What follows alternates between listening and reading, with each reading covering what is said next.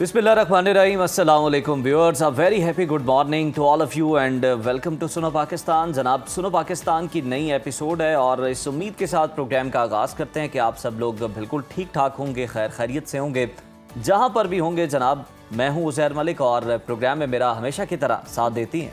मैं हूँ Maham Zahid and a very happy good morning. और मेरी तरफ से भी जी सबको अस्सलाम वालेकुम। दुआ है कि आप खुश रहें और ऐसे ही खुशियाँ बांटते रहें।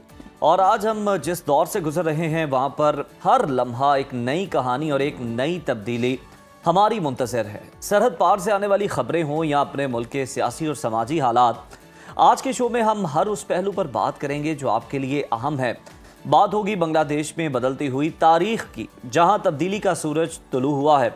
वतन वापस आकर ओवरसीज़ को अजनबियत क्यों महसूस होती है, इस पर बात करेंगे। बॉडी पीटीआई इमरान खान की बिनाई वाकई तिब्बी मसला है? डील की बाज़गश्त क्यों सुनने को मिल रही है? ये सब कुछ प्रोग्राम का हिस्सा होगा। और इसके साथ साथ नाज़रीन, एक तब्दीली पंजाब में भी आ रही है। पंजाब पुलिस में इस्लाहात के लिए 3 माह की डेडलाइन दी गई है।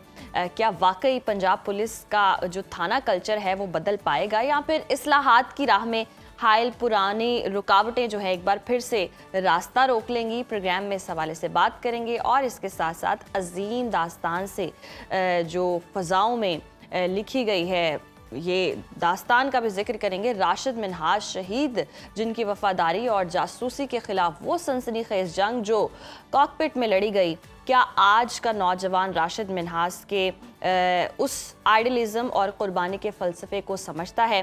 तो आपने जुड़े रहना है सुनो पाकिस्तान के साथ, क्योंकि हमारा मॉर्निंग शो वाकई बहुत ही ज़बरदस्त होने वाला है आज का।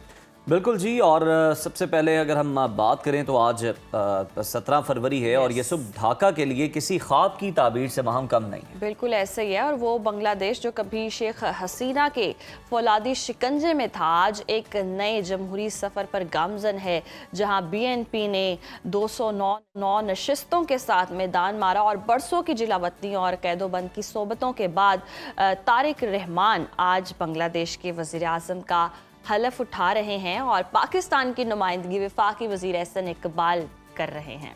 और सबसे दोस्ती के नारे के साथ बीएनपी ने हल्फ बर्दारी तकरीब में मोदी समेत 13 ममालिक के रहनुमाओं को दावत दी। और दूसरी तरफ दिल्ली में बैठी शेख हसीना इन इंतखाबात को सिरे से तस्लीम ही नहीं कर रही।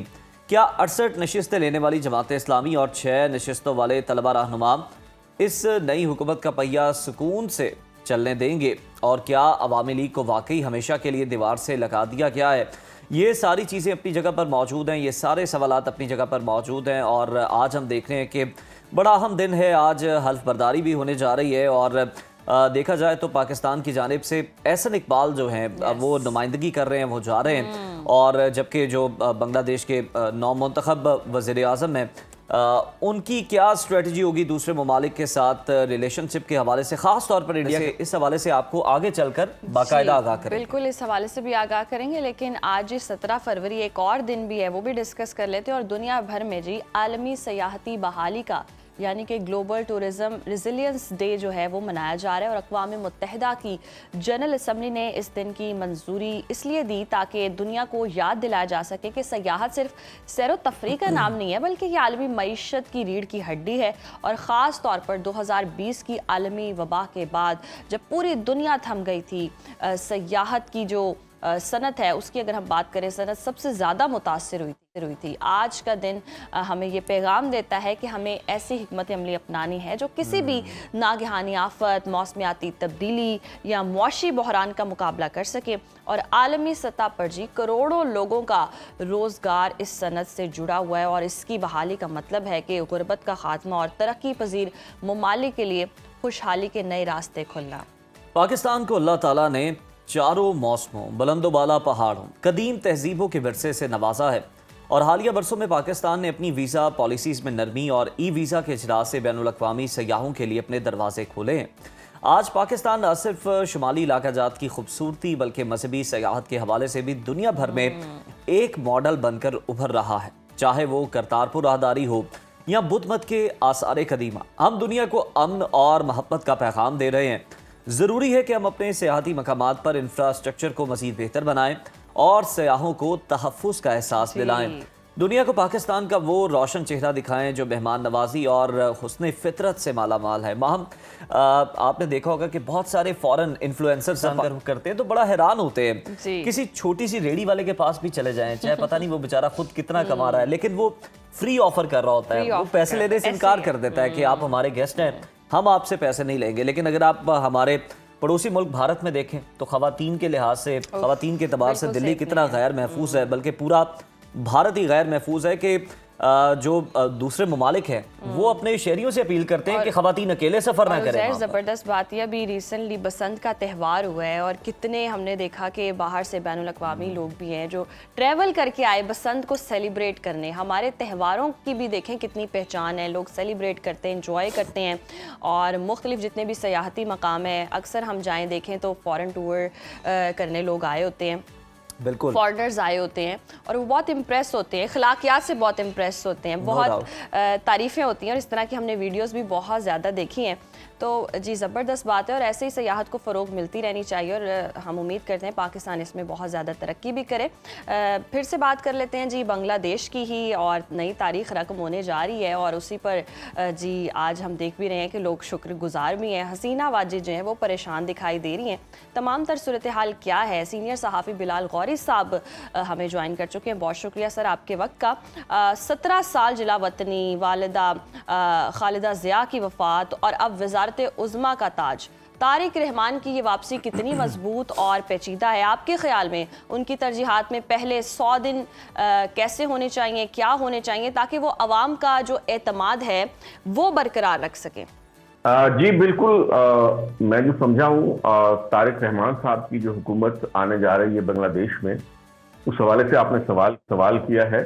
तो मेरा ख्याल है कि बहुत बड़ा चैलेंज होगा तारिक रहमान साहब के लिए इंटरनली भी जो अवामी जज्बात ख्वाहिशात हैं उनको पूरा करना, उनको साथ लेके चलना, क्योंकि एक अवामी इनकलाब के नतीजे में वहाँ पे एक हुकूमत गई है, एक वज़ीर आज़म को मुल्क छोड़ के जाना पड़ा और फिर उसके नतीजे में इंतखाबात हुए हैं। तो यकीनन उनके जहन में ये खदशात होंगे कि इस तरह की सूरत हाल दोबारा भी पैदा हो सकती है। और इसके साथ साथ बांग्लादेश की ये जो हुकूमत है उसके लिए एक और बड़ा जो चैलेंज होगा वो हमसाया ममालिक के साथ ताल्लुकात में तवाज़ुन को बरकरार रखना, क्योंकि बांग्लादेश के जो लोग हैं वो इस हवाले से बड़े हसास हैं कि पिछले 15-17 बरस में जो भारत की तरफ से बेजा मदाखलत रही बांग्लादेश के मामलात में, उसको लेके, और वो अपनी खुद मुख्तारी के हवाले से किसी किस्म का कोई समझौता नहीं करना चाहते। तो ये भी बड़ा चैलेंजिंग होगा कि हमसाया ममालिक के साथ उनके ताल्लुकात कैसे रहते हैं। और ऑब्वियसली जो मुआशी चैलेंजेस हैं वो अपनी जगह पे हैं, जो बांग्लादेश की मईशत को दोबारा से ठीक करना, लोगों को रोजगार फराहम करना, वो एक और चैलेंज है वो तारिक रहमान साहब के लिए होगा।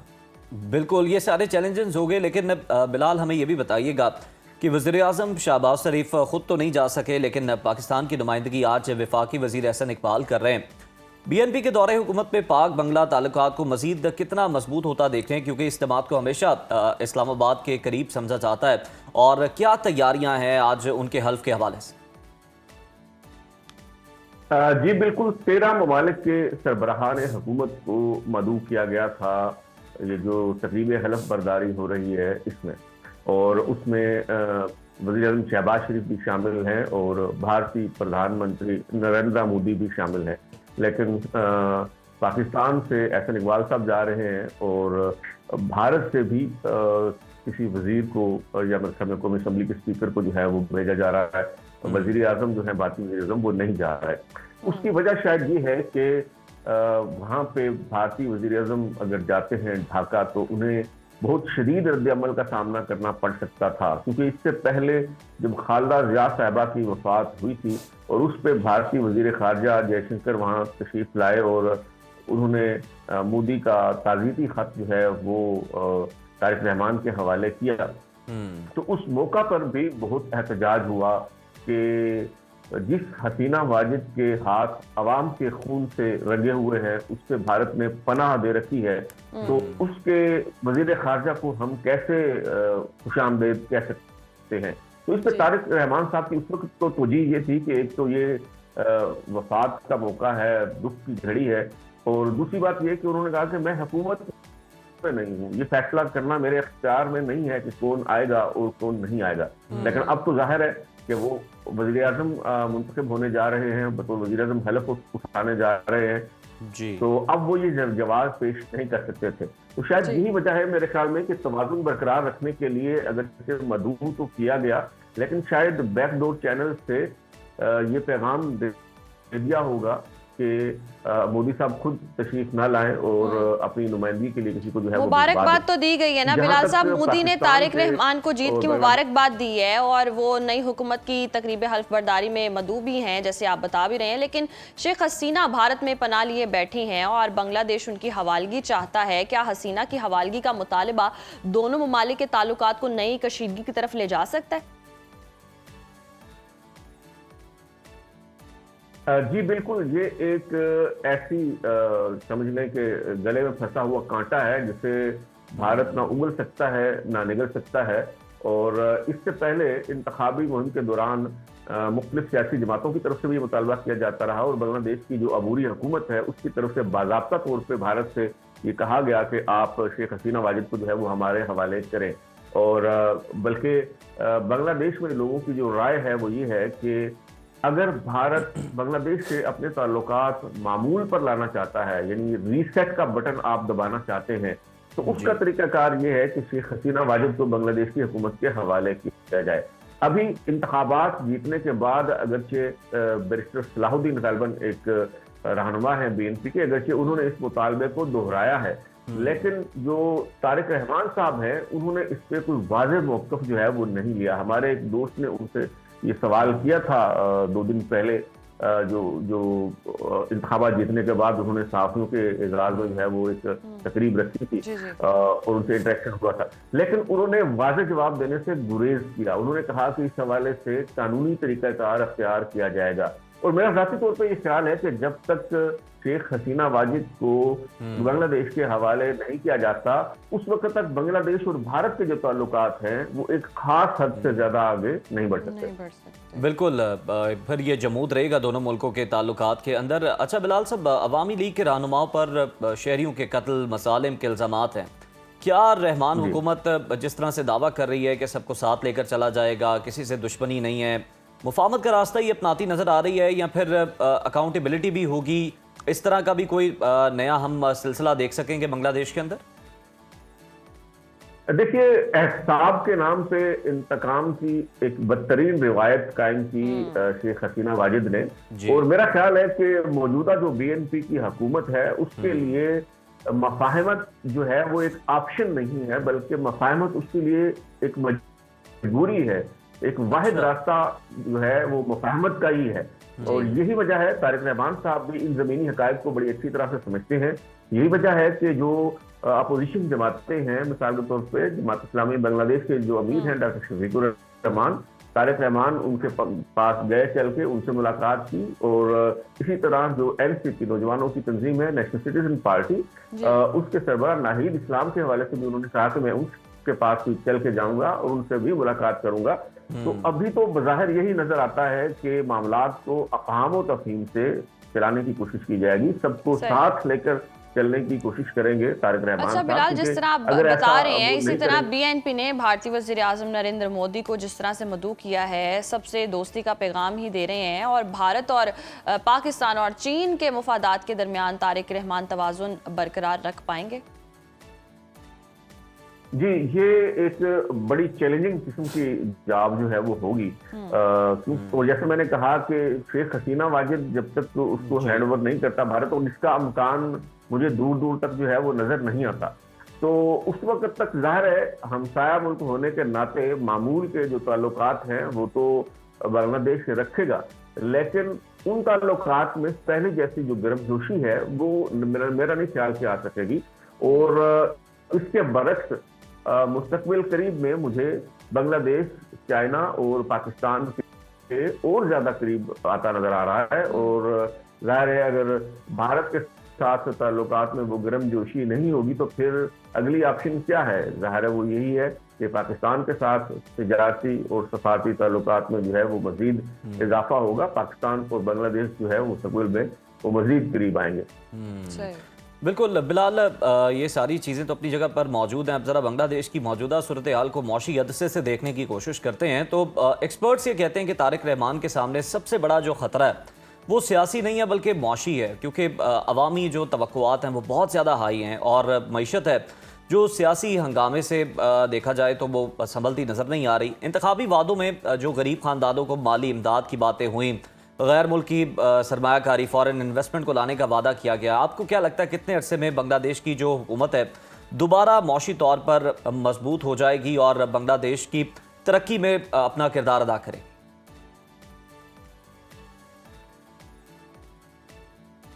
जी बिल्कुल, अगर बांग्लादेश की आवाम के मजाज की बात करें तो एक तो सियासी तौर पे मैच्योरिटी भी है और दूसरा ये है कि बांग्लादेश के लोग किसी भी हुकूमत को वो ज़्यादा मौका नहीं देते और जो परफॉर्म करने के लिए वक्त है तारिक रहमान साहब के पास वो बहुत ही कम होगा और उन्हें न सिर्फ सफारती जो चैलेंजेस हैं उनसे निपटना है, सियासी मामलात को देखना है, बल्कि जो मुआशी चैलेंजेस हैं वो सबसे ज़्यादा मुश्किल हदफ है उनके लिए और देखना होगा कि वो किस तरह से इस हाल से नबर्द आजमा होने की कोशिश करते हैं, किस तरह से आवाम को जो है वो मुतमईन रखते हैं, किस तरह से मईशत को जो है वो बहाल कर पाते हैं, क्योंकि पहले ही लोगों में बेचैनी है, इस्तराब है और बुरे हालात देखे हैं, बड़ा खूनरेज किस्म का इनकलाब लोगों ने देखा है और जाहिर है हम भी यही चाहते हैं कि दोबारा इस तरह की सूरत हाल जो है वो ना हो।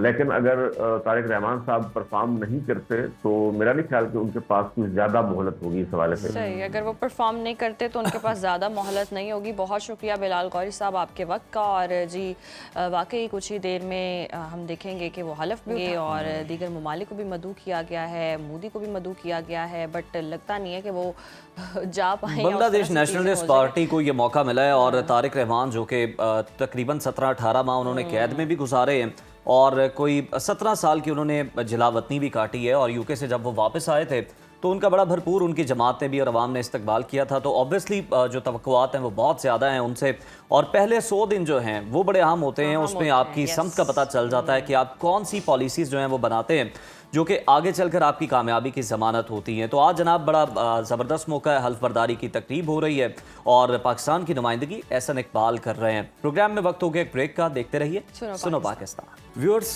जब भी परदेश की बात आती है तो ये सिर्फ एक जोग्राफियाई फासला नहीं है बल्कि एक ये जज्बाती हिजरत भी होती है। रोशन मुस्तकबिल की तलाश में वतन छोड़ने वाले लाखों पाकिस्तानी मौशी तौर पर देखें तो वो स्टेबल हो जाते हैं, मजबूत हो जाते हैं, मगर क्या दिल भी इतना ही मजबूत रहता है?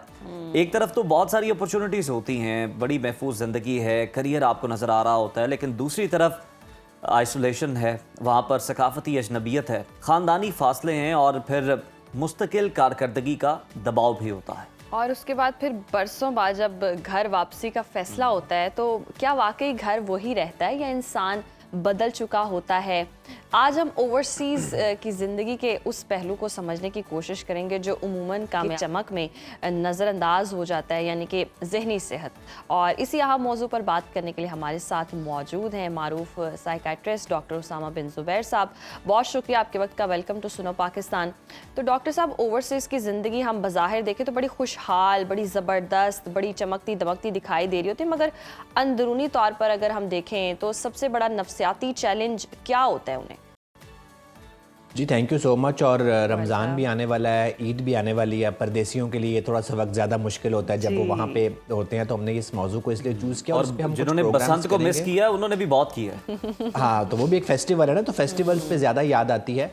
सो ये याद रखें कि ह्यूमन माइंड जो है ना वो चेंज को एज अ स्ट्रेस परसीव करता है। सो ये जो हिजरत है ये बहुत बड़ा चेंज है। आपको पता है कि हमारे मज़हब में भी हिजरत की कितनी वैल्यू है, क्योंकि ज़ाहिर है ये एक बहुत मुश्किल और पेनफुल अमल है। मैं जब ईरान में गया तो ईरान में मैंने एक सड़क का नाम हिजरत रोड देखा, तो मैं अपनी गाइड को कह रहा, मैंने कहा ये इतना पेनफुल अमल है कि इसके लिए एक ही लफ्ज़ है 2-3 लैंग्वेजेस में। सो हिजरत की हमेशा एक कॉस्ट होगी, कॉन्शियस लेवल पे भी होगी, सब कॉन्शियस लेवल पे भी होगी।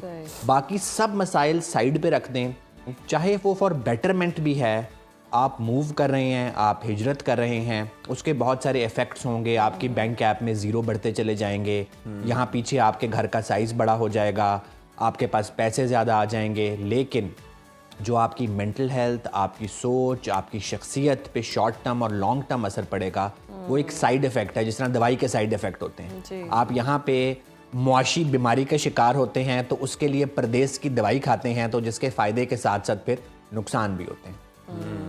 आपने इसको भी मेडिसिन से तशबीह दे दी है हिजरत को। सामा साहब, मुसलसल कारकर्दगी दिखाने का भी बहुत ज़्यादा स्ट्रेस होता है अगर हम देखें बाहर, और फिर वीज़ा स्टेटस की गैर यकीनी सूरत हाल है, फिर कंपटीशन बहुत ज़्यादा जो है वो होता है, ज़िंदगी बड़ी तेज़ है। ये सारे अवामिल ज़हनी सेहत को कैसे मुतासर कर रहे होते हैं? ये देखिए, आप जब एक जगह से कट के दूसरी जगह जाते हैं ना, ख़ास तौर पे अब इसमें भी ना कंट्री वाइज डिपेंड करता है। जिस तरह अमेरिका में वो रेस बहुत ज़्यादा है, यूरोप एक वेलफेयर स्टेट है, वहाँ फिर भी गुजारा चल रहा होता है। यूरोप की maximum countries they are welfare states.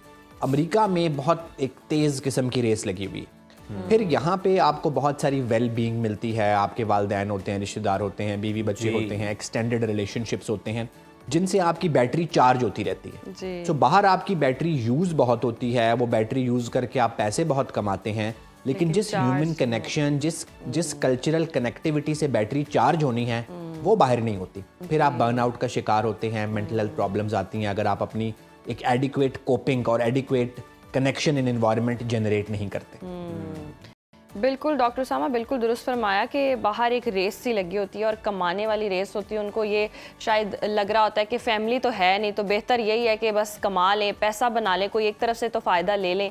तो लॉन्ग डिस्टेंस फैमिली सिस्टम हो, बरसों तक शरीका हयात से मिलते नहीं है, बच्चों या वालिदैन से दूरी होती है, इस तवील मुद्दती जो सफ़र होता है, इसका नफ्सियाती असर क्या होता है एक इंसान पर? देखिए, जब लोग वहाँ जाते हैं ना, तो वो 4 कैटेगरीज में, बहुत सारे लोग तो आजकल बीवी बच्चे लेके जाते हैं, जो डॉक्टर्स हैं वो हैं, पेरेंट्स पीछे रह जाते हैं। तो एज एन इंडिविजुअल या एज अ फैमिली वो 4 चीज़ें कर सकते हैं। एक ये होती है कि वो बिल्कुल उस कल्चर में रच बस जाएं, अपना कल्चर भूल जाएं। दूसरी होती है कि दोनों कल्चर्स को मेंटेन रखें, क्रिसमस भी हो रही है, ईद भी हो रही है। तीसरा होता है कि बिल्कुल अपने कल्चर से जुड़े रहें, बच्चों को बंद कर दें, ईदें हो रही हैं, शबरातें हो रही हैं, रमज़ान हो रहे हैं, वहाँ के कल्चर का कुछ भी नहीं है। और आखिरी वो होते हैं जो ना अपना कल्चर फॉलो करते हैं ना वो करते हैं, हर चीज़ के लिए दरवाजे बंद कर लेते हैं, सिर्फ नोट कमाते हैं। तो ये 4 कैटेगरीज हैं जिसमें सोशल साइंटिस्ट महाजरों को देखें। तो महाजर, आप अमेरिका चले गए हैं, यूके चले गए हैं, कंट्री ऑफ ओरिजिन तो आपके पासपोर्ट पे लिखा होगा। तो फिर इन 4 कैटेगरीज में जो लोग डिवाइड होते हैं ना, उनका लॉन्ग टर्म भी ऐसे ही, जो प्रोग्नोसिस कह लें या उनका जो long term course of life है, वो ऐसे ही फिर चलता है। और ये आजकल तो मैं बहुत सारे लोगों को कहता हूँ, खास तौर पे जो यूरोप या अमेरिका जाते हैं, कि this is not for degree, this is not for रोजगार, अब ये आपकी लाइफ सिलेक्शन है कि आपने फैसला कर लिया है कि आपने रहना कहाँ है। अब कोई वापस नहीं आता, खास तौर पे यूरोप अमेरिका से। सो फिर जो बहुत सारे लोग ये कहते हैं ना कि जो डॉलर हैं वो अमेरिका वाले हों और बट कढ़ाई का जायका लाहौर वाला हो, ऐसे नहीं हो सकता। ये नहीं हो सकता। लाइफ एक पैकेज देगी, आप अपनी मर्जी की चीजें चूज करके पैकेज नहीं बना सकते। फिर जब आपने वहाँ के फायदे चूज किए हैं तो वहाँ के नुकसान भी पैकेज में आएंगे, कि जितनी जल्दी मान लेंगे उतनी जल्दी चीजें कुछ स्मूथ आपके लिए हो जाएंगी। हाँ जी, फिर आप हॉट डॉग एंजॉय करें, हैमबर्गर एंजॉय करें, बट कढ़ाई आप भूल जाएं। उसामा साहब, इसके अलावा कल्चरल शॉक में एक और बड़ी इंपॉर्टेंट चीज़ है जो कि हम देखते भी हैं अपने इर्द गिर्द में, माशरे के अंदर, कि वहाँ पे कोई जाके सेटल हो गया, बच्चे बड़े हो गए हैं, ख़ासतौर पर बेटियाँ जब बड़ी हो गई हैं तो वो फिर रिश्तों के लिए वापस अपने मुल्क का रुख करते हैं, अपने शहर आते हैं, अपने रिश्तेदारों के अंदर देखते हैं। यहाँ पे ये भी एक बहुत बड़ा मसला होता है। आप भी चूँकि बहुत अरसा आपका भी बाहर गुजरा है, आप इस चीज़ को कैसे देखते हैं? इसको एक्सप्लेन कीजिएगा कि ये कितना प्रॉब्लमैटिक होता है उनके लिए और उनका माइंडसेट क्या होता है। देखिए, अभी ये जो मसाइल, आप बड़ी अच्छी आज मुझे बात लगी कि आप लोग मसाइल को उठा रहे हैं, वरना जो लोग बाहर गए होते हैं ना, उनको यहाँ एक तरह का विलन बनाया होता है कि जी वो तो बड़ी लश जिंदगी गुजार रहे हैं, बड़े पैसे कमा रहे हैं, उनके मसाइल का किसी को अंदाज़ा नहीं है। सिर्फ एक पेट भरने की खातिर या अच्छे लाइफस्टाइल की खातिर वो बहुत सारी चीज़ों को कुर्बानी देते हैं। फिर जो मैंने आपको पिछले सवाल के जवाब में बात की ना, आप रेडिकली एक्सेप्ट कर लें कि अब आप पाकिस्तान में नहीं रहते, आपका रिलीजन, आपका कल्चर, आपकी जुबान, जिस तरह की आपकी अपब्रिंगिंग है वो बच्चों की नहीं हो सकती। जब आप जहाज पे बैठे थे और बच्चों को बिठाया था उस वक्त ये सोच के करना था। अब अगर इस मुस्तनसर हुसैन तारड़ साहब का बड़ा ज़बरदस्त नॉवल है खसो खाशाक ज़माने, वो सबको पढ़ना चाहिए कि जब फिर आप बाहर जाते हैं तो फिर वहाँ अगर आपका बेटा गर्लफ्रेंड ला रहा है, आपकी बेटी बॉयफ्रेंड ला रही है, वो बार्स पे जा रहे हैं, क्लब्स पे जा रहे हैं, वो चीज़ पैकेज में आएगी। आप फिर ये कहेंगे कि आपकी बेटी वहाँ की सबसे अच्छी यूनिवर्सिटी में तो पढ़े लेकिन बुर्का करके जाए चूंकि आप यहाँ पे तबलीगी जमात से थे। ऐसे नहीं हो सकता फिर। और फिर अगर उसने वहाँ पे अपना जीवन साथी चुन लिया है तो थोड़ी सी फ्लेक्सिबिलिटी, हाँ आप रिलीजन पे कॉम्प्रोमाइज नहीं कर सकते और चीज़ों पे नहीं कर सकते, लेकिन फिर आप ये तो करेंगे अगर वहाँ उसने अपना लाइफ पार्टनर ढूंढ लिया है तो फिर थोड़ी सी फ्लेक्सिबिलिटी आप करें, थोड़ा सा कुशन बच्चों को दें। अच्छा, वहाँ रहने वालों को ये लगता है कि यहाँ पे रहने वाले सारे अपने माँ बाप की मर्जी से और बड़ी एक सेट पैटर्न में शादी करते हैं। अच्छा नहीं डॉक्टर उसामा, शायद ये भी होता है कि वो इतनी इंडिपेंडेंट लाइफ गुजारते हैं, सब करने की आदी हो जाते हैं। यहाँ पर हाउस हेल्पर्स भी होती हैं, वो सारे काम वही कर रहे होते हैं, कहीं ना कहीं वहाँ जाके सब खुद करना पड़ता है, तो वो यूज्ड टू ही हो चुके होते हैं अलोन रहने के और सब कुछ अपना खुद करने के। तो ये चीज़ कितनी उन पर फिर असरअंदाज हो रही होती है कि वो फिर एक्सेप्टेंस भी नहीं होती, कोई और करे तो उनको थोड़ी सी इरिटेशन भी होती है, कुछ ऐसे लगता है कि जैसे इनको किसी चीज़ की ओसीडी है। देखिए बिल्कुल, एक तो ये ना कि आपने जो पहले भी बात की थी ना कि लॉन्ग टर्म कुछ चीज़ें वहाँ रहने के बाद आपकी शख्सियत का हिस्सा बन जाती हैं। अच्छा, इसका एक अदर वे राउंड भी है। मेरे पास बहुत सारे केसेस आए हैं कि बहुत सीनियर ऑफिसर्स की, जनरल्स की, ब्यूरोक्रेट्स की बेटियां जब जहाँ पे घरों में 100 नौकर होते हैं, बाहर वालों से शादी कर देते हैं और बाहर में जितने भी वो लड़के हों उनका जहन पाकिस्तानी होता है, चाहे वो डॉक्टर इंजीनियर हैं। वो कहते हैं कि लड़की आएगी तो शादी हो जाएगी, इसके बाद वो काम भी करेगी, वॉशरूम भी धोएगी, किचन भी साफ करेगी, खाना भी पकाएगी। वो यहाँ एक बहुत बड़े घर से गई होती है जहाँ बहुत सारे बैटमैन, हाउस हेल्प मौजूद होती है, वहाँ जाके फिर बहुत सारे प्रॉब्लम्स क्रिएट होते हैं। तो ये जो चीज़ें हैं ना, ये लोगों को नज़र नहीं आती। वो जो हर साल बिजनेस क्लास में एमिरेट्स में बैठ के आ रहे होते हैं और चॉकलेट्स के बैग भर के ला रहे होते हैं वो तो नज़र आते हैं, लेकिन जो प्रैक्टिकल मसाइल हैं वहाँ रहने वालों के जिससे वो गुजरते हैं, तो वो जो दवाई के साइड इफ़ेक्ट हैं, तो उसको भी मद्देनज़र रखना चाहिए। बिल्कुल, फिर इस चीज़ के अंदर बहुत सारी इस तरह की भी चीज़ें आपको बर्दाश्त करना पड़ती हैं जो कि आपके मिजाज के भी ख़िलाफ़ होती हैं और आपको भी कहीं ना कहीं उसके लिए फ्लेक्सिबिलिटी शो करनी पड़ती है। बहुत शुक्रिया डॉक्टर उसामा बिन ज़ुबैर साहब आपके वक्त का। और बिल्कुल ये चीज़ें मौजूद हैं और ओवरसीज जो हैं रेमिटेंस के लिए तो जनाब उनकी तरफ देखते हैं, लेकिन उनके जो मसाइल हैं उनको भी एड्रेस करने की ज़रूरत है और उनका जो माइंडसेट है उस पर भी काम करने की ज़रूरत है ताकि वो सही तरह एडजस्ट हो सके। ये नहीं कि आधे वो वहाँ रह रहे हैं और आधे यहाँ रह रहे हैं, क्योंकि हमें लग रहा होता है डॉलर कमा रहे हैं, डॉलर आ रहे हैं, बहुत बस अच्छा है, लेकिन उनकी जहनी सेहत के हवाले से कोई बात नहीं करता, उनको उस तरह से एक्सेप्ट नहीं किया जाता। और अच्छा, वो भी जब घर वापस आए ना तो वो भी थोड़े से अलोन यहाँ भी फील कर रहे होते हैं कि पता नहीं मैं किस जगह आ गया हूँ। और कहीं ना कहीं फिर उनको ये भी जल्दी होती है कि वापस अपने घर जाना है। घर कहीं ना कहीं उसी को ही मानते हैं, लेकिन ये थोड़ा बस उनके लिए होता है कि कोई वेकेशन है, आए, इंजॉय किया and that's it. But yes, उनके जो नफ्सियाती मसाइल हैं वो काफ़ी ज़्यादा होते हैं, जहनी दबाव का शिकार होते हैं, तो एड्रेस होने चाहिए। और यही वजह थी हम ये टॉपिक भी डिस्कस कर रहे थे। अभी प्रोग्राम में वक्त हुआ ब्रेक का, देखते रहे सुनो पाकिस्तान। वेलकम बैक नाजरीन। आज 17 फरवरी है और आज का दिन पाकिस्तान की तारीख के एक ऐसे सपूत का 75वां यौम पैदाइश है जो सिर्फ 20 साल जिया, मगर इस 20 साल में उसने एक ऐसा काम कर दिखाया जो रहती दुनिया तक याद रह जाएगा। 20 अगस्त 1971 की सुबह कराची के PAF बेस मसरूर से एक T-33 जेट जो है वो उड़ा और उसमें एक जवान पायलट था जिसे उस दिन बस एक तरबियती परवाज़ मुकम्मल करनी थी, मगर उनके साथ बैठा जो इंस्ट्रक्टर था मतियुर रहमान गद्दार निकला। उसने सर पर ज़रब लगाई और कंट्रोल छीना और फिर जहाज़ जो है वो भारत की तरफ मोड़ दिया। उसके बाद वो हुआ जो तारीख कभी भुला नहीं सकती है। नौजवान पायलट को जब होश आया, भारतीय सरहद सिर्फ चंद किलोमीटर के फासले पर रह गई थी। कंट्रोल वापस लेने की कोशिश नाकाम रही और उस ट्रेनर नौजवान ने आखिरी और वाहिद रास्ता ये चुना कि जहाज़ को ज़मीन पर गिरा दिया, खुद भी शहीद हो गया और जो इंस्ट्रक्टर गद्दार था उसका भी किस्सा हमेशा के लिए तमाम कर दिया और पाकिस्तान के कीमती राज दुश्मन भारत के हाथ लगने से बचा लिए। वो पाक फ़ज़ाइया के अजीम सपूत पायलट ऑफिसर राशिद मिन्हास थे, निशान हैदर हासिल करने वाले सबसे कम उम्र पाकिस्तानी और पाक फ़ज़ाइया के अब तक के वाहिद ऑफिसर जिन्हें यह एहसास मिला। आज उनके 75वें यौम पैदाइश पर हमारे साथ मौजूद हैं पाक फ़ज़ाइया से ही air commodore retired Khalid Chishti साहब। खालिद चिश्ती साहब, खुश आमदीद कहेंगे सर आपको प्रोग्राम में। आज जब हम राशिद मिन्हास की कहानी उन 8 मिनटों के बारे में सोचते हैं, बेहोशी, होश में आना, भारतीय सरहद चंद किलोमीटर के फासले पर और उन कुछ ही टाइम के अंदर, बहुत कम मिनट्स के अंदर ये फैसला लेना, जहाज़ का कंट्रोल हासिल करके, तो जहन में एक ही सवाल आता है कि एक 20 साला नौजवान जिसके आगे पूरी ज़िंदगी पड़ी है, बहुत सारे ख्वाब पड़े हैं, उस लम्हे में क्या गुजरी होगी, क्या वो साइकी होगी कि पायलट की तरबियत के तनाजुर में बताएं कि कौन सी चीज़ थी जिसने ये अमल करने पर उन्हें मजबूर कर दिया कि दुश्मन के हाथ पाकिस्तान का कोई रास नहीं लगना चाहिए। बहुत शुक्रिया उज़ैर और महम, आपने इनवाइट किया है। और सबसे पहले तो राशिद मिन्हास को ट्रिब्यूट, हमारी कौम पर उनका बहुत बड़ा एहसान है कि उन्होंने अपनी जान की कुर्बानी देकर इस मुल्क की इज्जत और नामूस की हिफाजत की।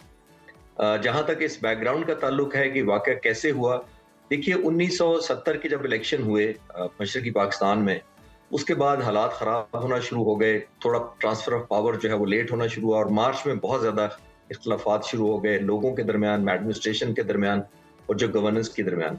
इसी दौरान यहाँ पाक फ़ज़ाइया में मार्च 1971 में तमाम जो बंगाली पायलट्स थे उनको ग्राउंड कर दिया गया था, जिसका मतलब है कि उनको फ्लाइंग से ऑफ कर दिया गया था। और मतियुर रहमान, जो फ्लाइट लेफ्टिनेंट मतियुर रहमान थे, ये भी एक इंस्ट्रक्टर थे और इनको भी ग्राउंड कर दिया गया था। और ग्राउंड करने का मतलब ये था, इनको दूसरी ड्यूटीज दे दी गई थी जो ग्राउंड से रिलेटेड थी।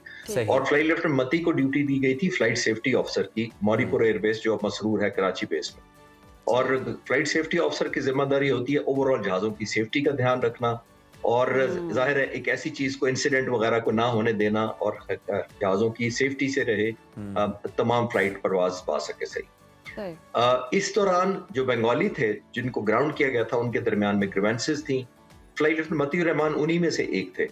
तो इन्होंने पहले सोचा कुछ और बंगालियों के साथ मिलकर के हम F-86 जहाज, जो एक फाइटर जहाज है, उनको हाईजैक करके खुद उड़ाकर हिंदुस्तान ले जाते हैं। और जाहिर है वो उस वक्त पाकिस्तान के लिए बहुत बड़ी शर्मिंदगी होनी थी। इसको ज़हन में रखते हुए ये प्लान तो उन्होंने इनिशियल बनाया, लेकिन फिर उन्होंने इसलिए ड्रॉप कर दिया कि F-86 जहाज को जबरदस्ती बगैर ग्राउंड टेक्नीशियंस के उड़ाए हुए वो स्टार्ट करके ले जा ही नहीं सकते थे। वो ग्राउंड पर ही उन्हें नाकाम हो जाना था इनके सारे मंसूबे ने, क्योंकि ऑब्वियस हो जाता है इतने बंगाली कैसे जहाजों पर पहुंचे हैं, वो स्टार्ट खुद कर नहीं सकते थे क्योंकि उसमें पैराशूट वगैरह पहनाना होता है पायलट को। इस बैकग्राउंड में फिर फ्लाइट लेफ्टिनेंट मती ने सोचा कि मेरी अपॉइंटमेंट भी ऐसी है और मैं फ्लाइट लेफ्टिनेंट हूँ, फ्लाइट सेफ्टी ऑफिसर हूँ और मैं किसी चलते हुए जहाज को हाईजैक करूँ। तो ये T-33 एक ट्रेनर जहाज है। राशिद मिन्हास ने बुनियादी ट्रेनिंग रिसालपुर एकेडमी में करने के बाद ये उनकी पहली पोस्टिंग थी। जैसे आपने कहा 20 साल उनकी सिर्फ उम्र थी। अब ये जहाज टैक्सी करके ये टेक ऑफ की तरफ जा रहे थे। ये सोलो मिशन था जिसके अंदर, जिसका मतलब है इंस्ट्रक्टर वाली सीट खाली थी। ये प्रैक्टिस के लिए, जिसको कहते हैं कंसोलिडेशन मिशन, तो जिसके अंदर उनको सेल्फ कॉन्फिडेंस के लिए पायलट्स को, जूनियर पायलट्स को अकेले भी भेजा जाता है। तो राशिद मिन्हास इस मिशन पर जा रहे थे। जब ये टैक्सी ट्रैक टैक्सी करते हुए रनवे के करीब पहुंचे तो वहां एक अबंडेंट इलाका था, थोड़ा सा निस्बतन, जहां की साइडों पर झाड़ियां थी और टैक्सी ट्रैक था।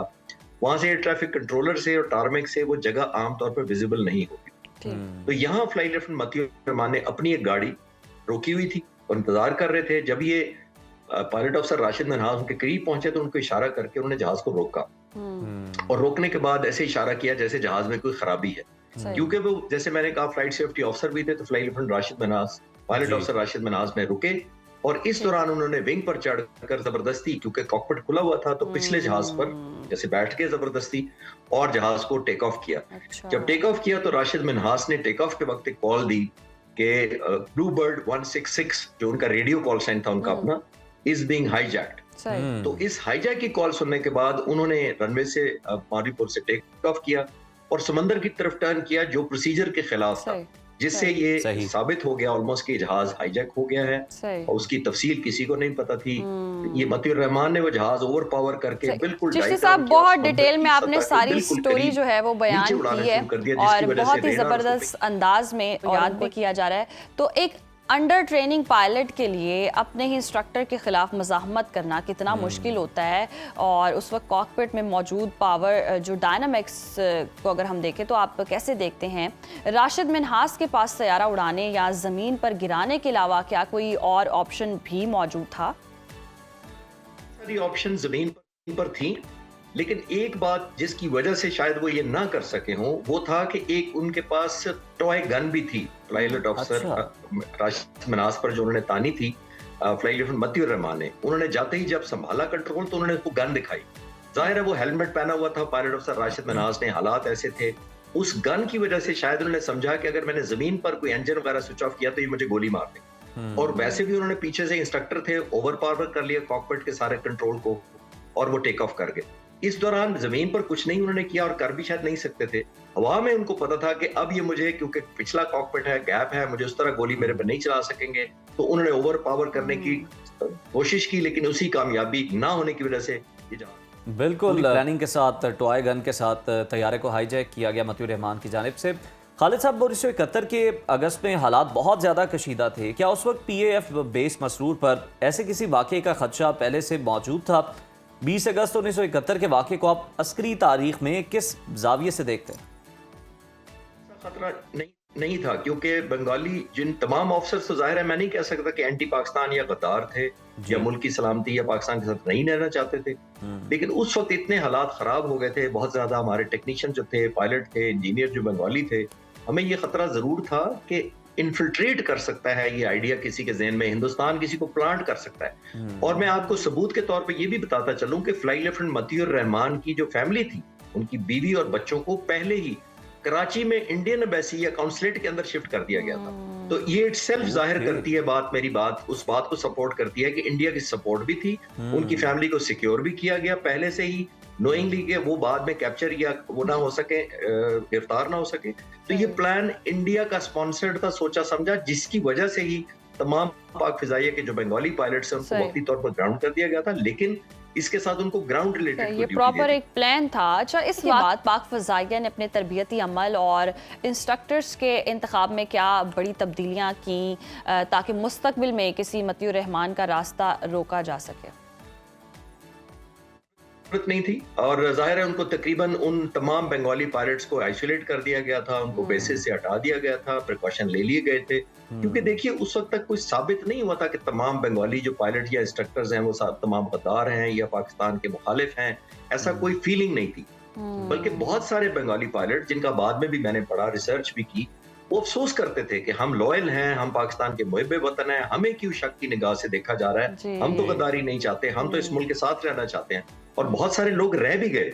और सबसे बड़ी बात मैं आपको निशानी बताऊं, हमारा सबका जाना पहचाना मायनाज हीरो MM आलम जो थे वो बंगाली थे, उन्होंने ऑप्ट किया कि मैंने पाकिस्तान में रहना है, तो उससे बड़ा तो सबूत कोई तमाम। बिल्कुल बिल्कुल, बड़ा रिकॉर्ड कायम करने वाले MM आलम, बड़े ज़बरदस्त फाइटर पायलट, वो भी बंगाली थे, लेकिन हमेशा पाकिस्तान के साथ उनकी वफादारियाँ रही हैं। बहुत शुक्रिया खालिद चिश्ती साहब आपके वक्त का। और यकीनन ऐसे अनासिर भी जो हैं वो कहीं ना कहीं शामिल हो जाते हैं, और इनकी बेस पर आप जनरलाइज नहीं कर सकते, और इनकी बेस पर सबका इमेज जो है वो आप नहीं बना सकते। प्रोग्राम में अभी वक्त हो गया ब्रेक का, ब्रेक लेते हैं, स्टे विद अस।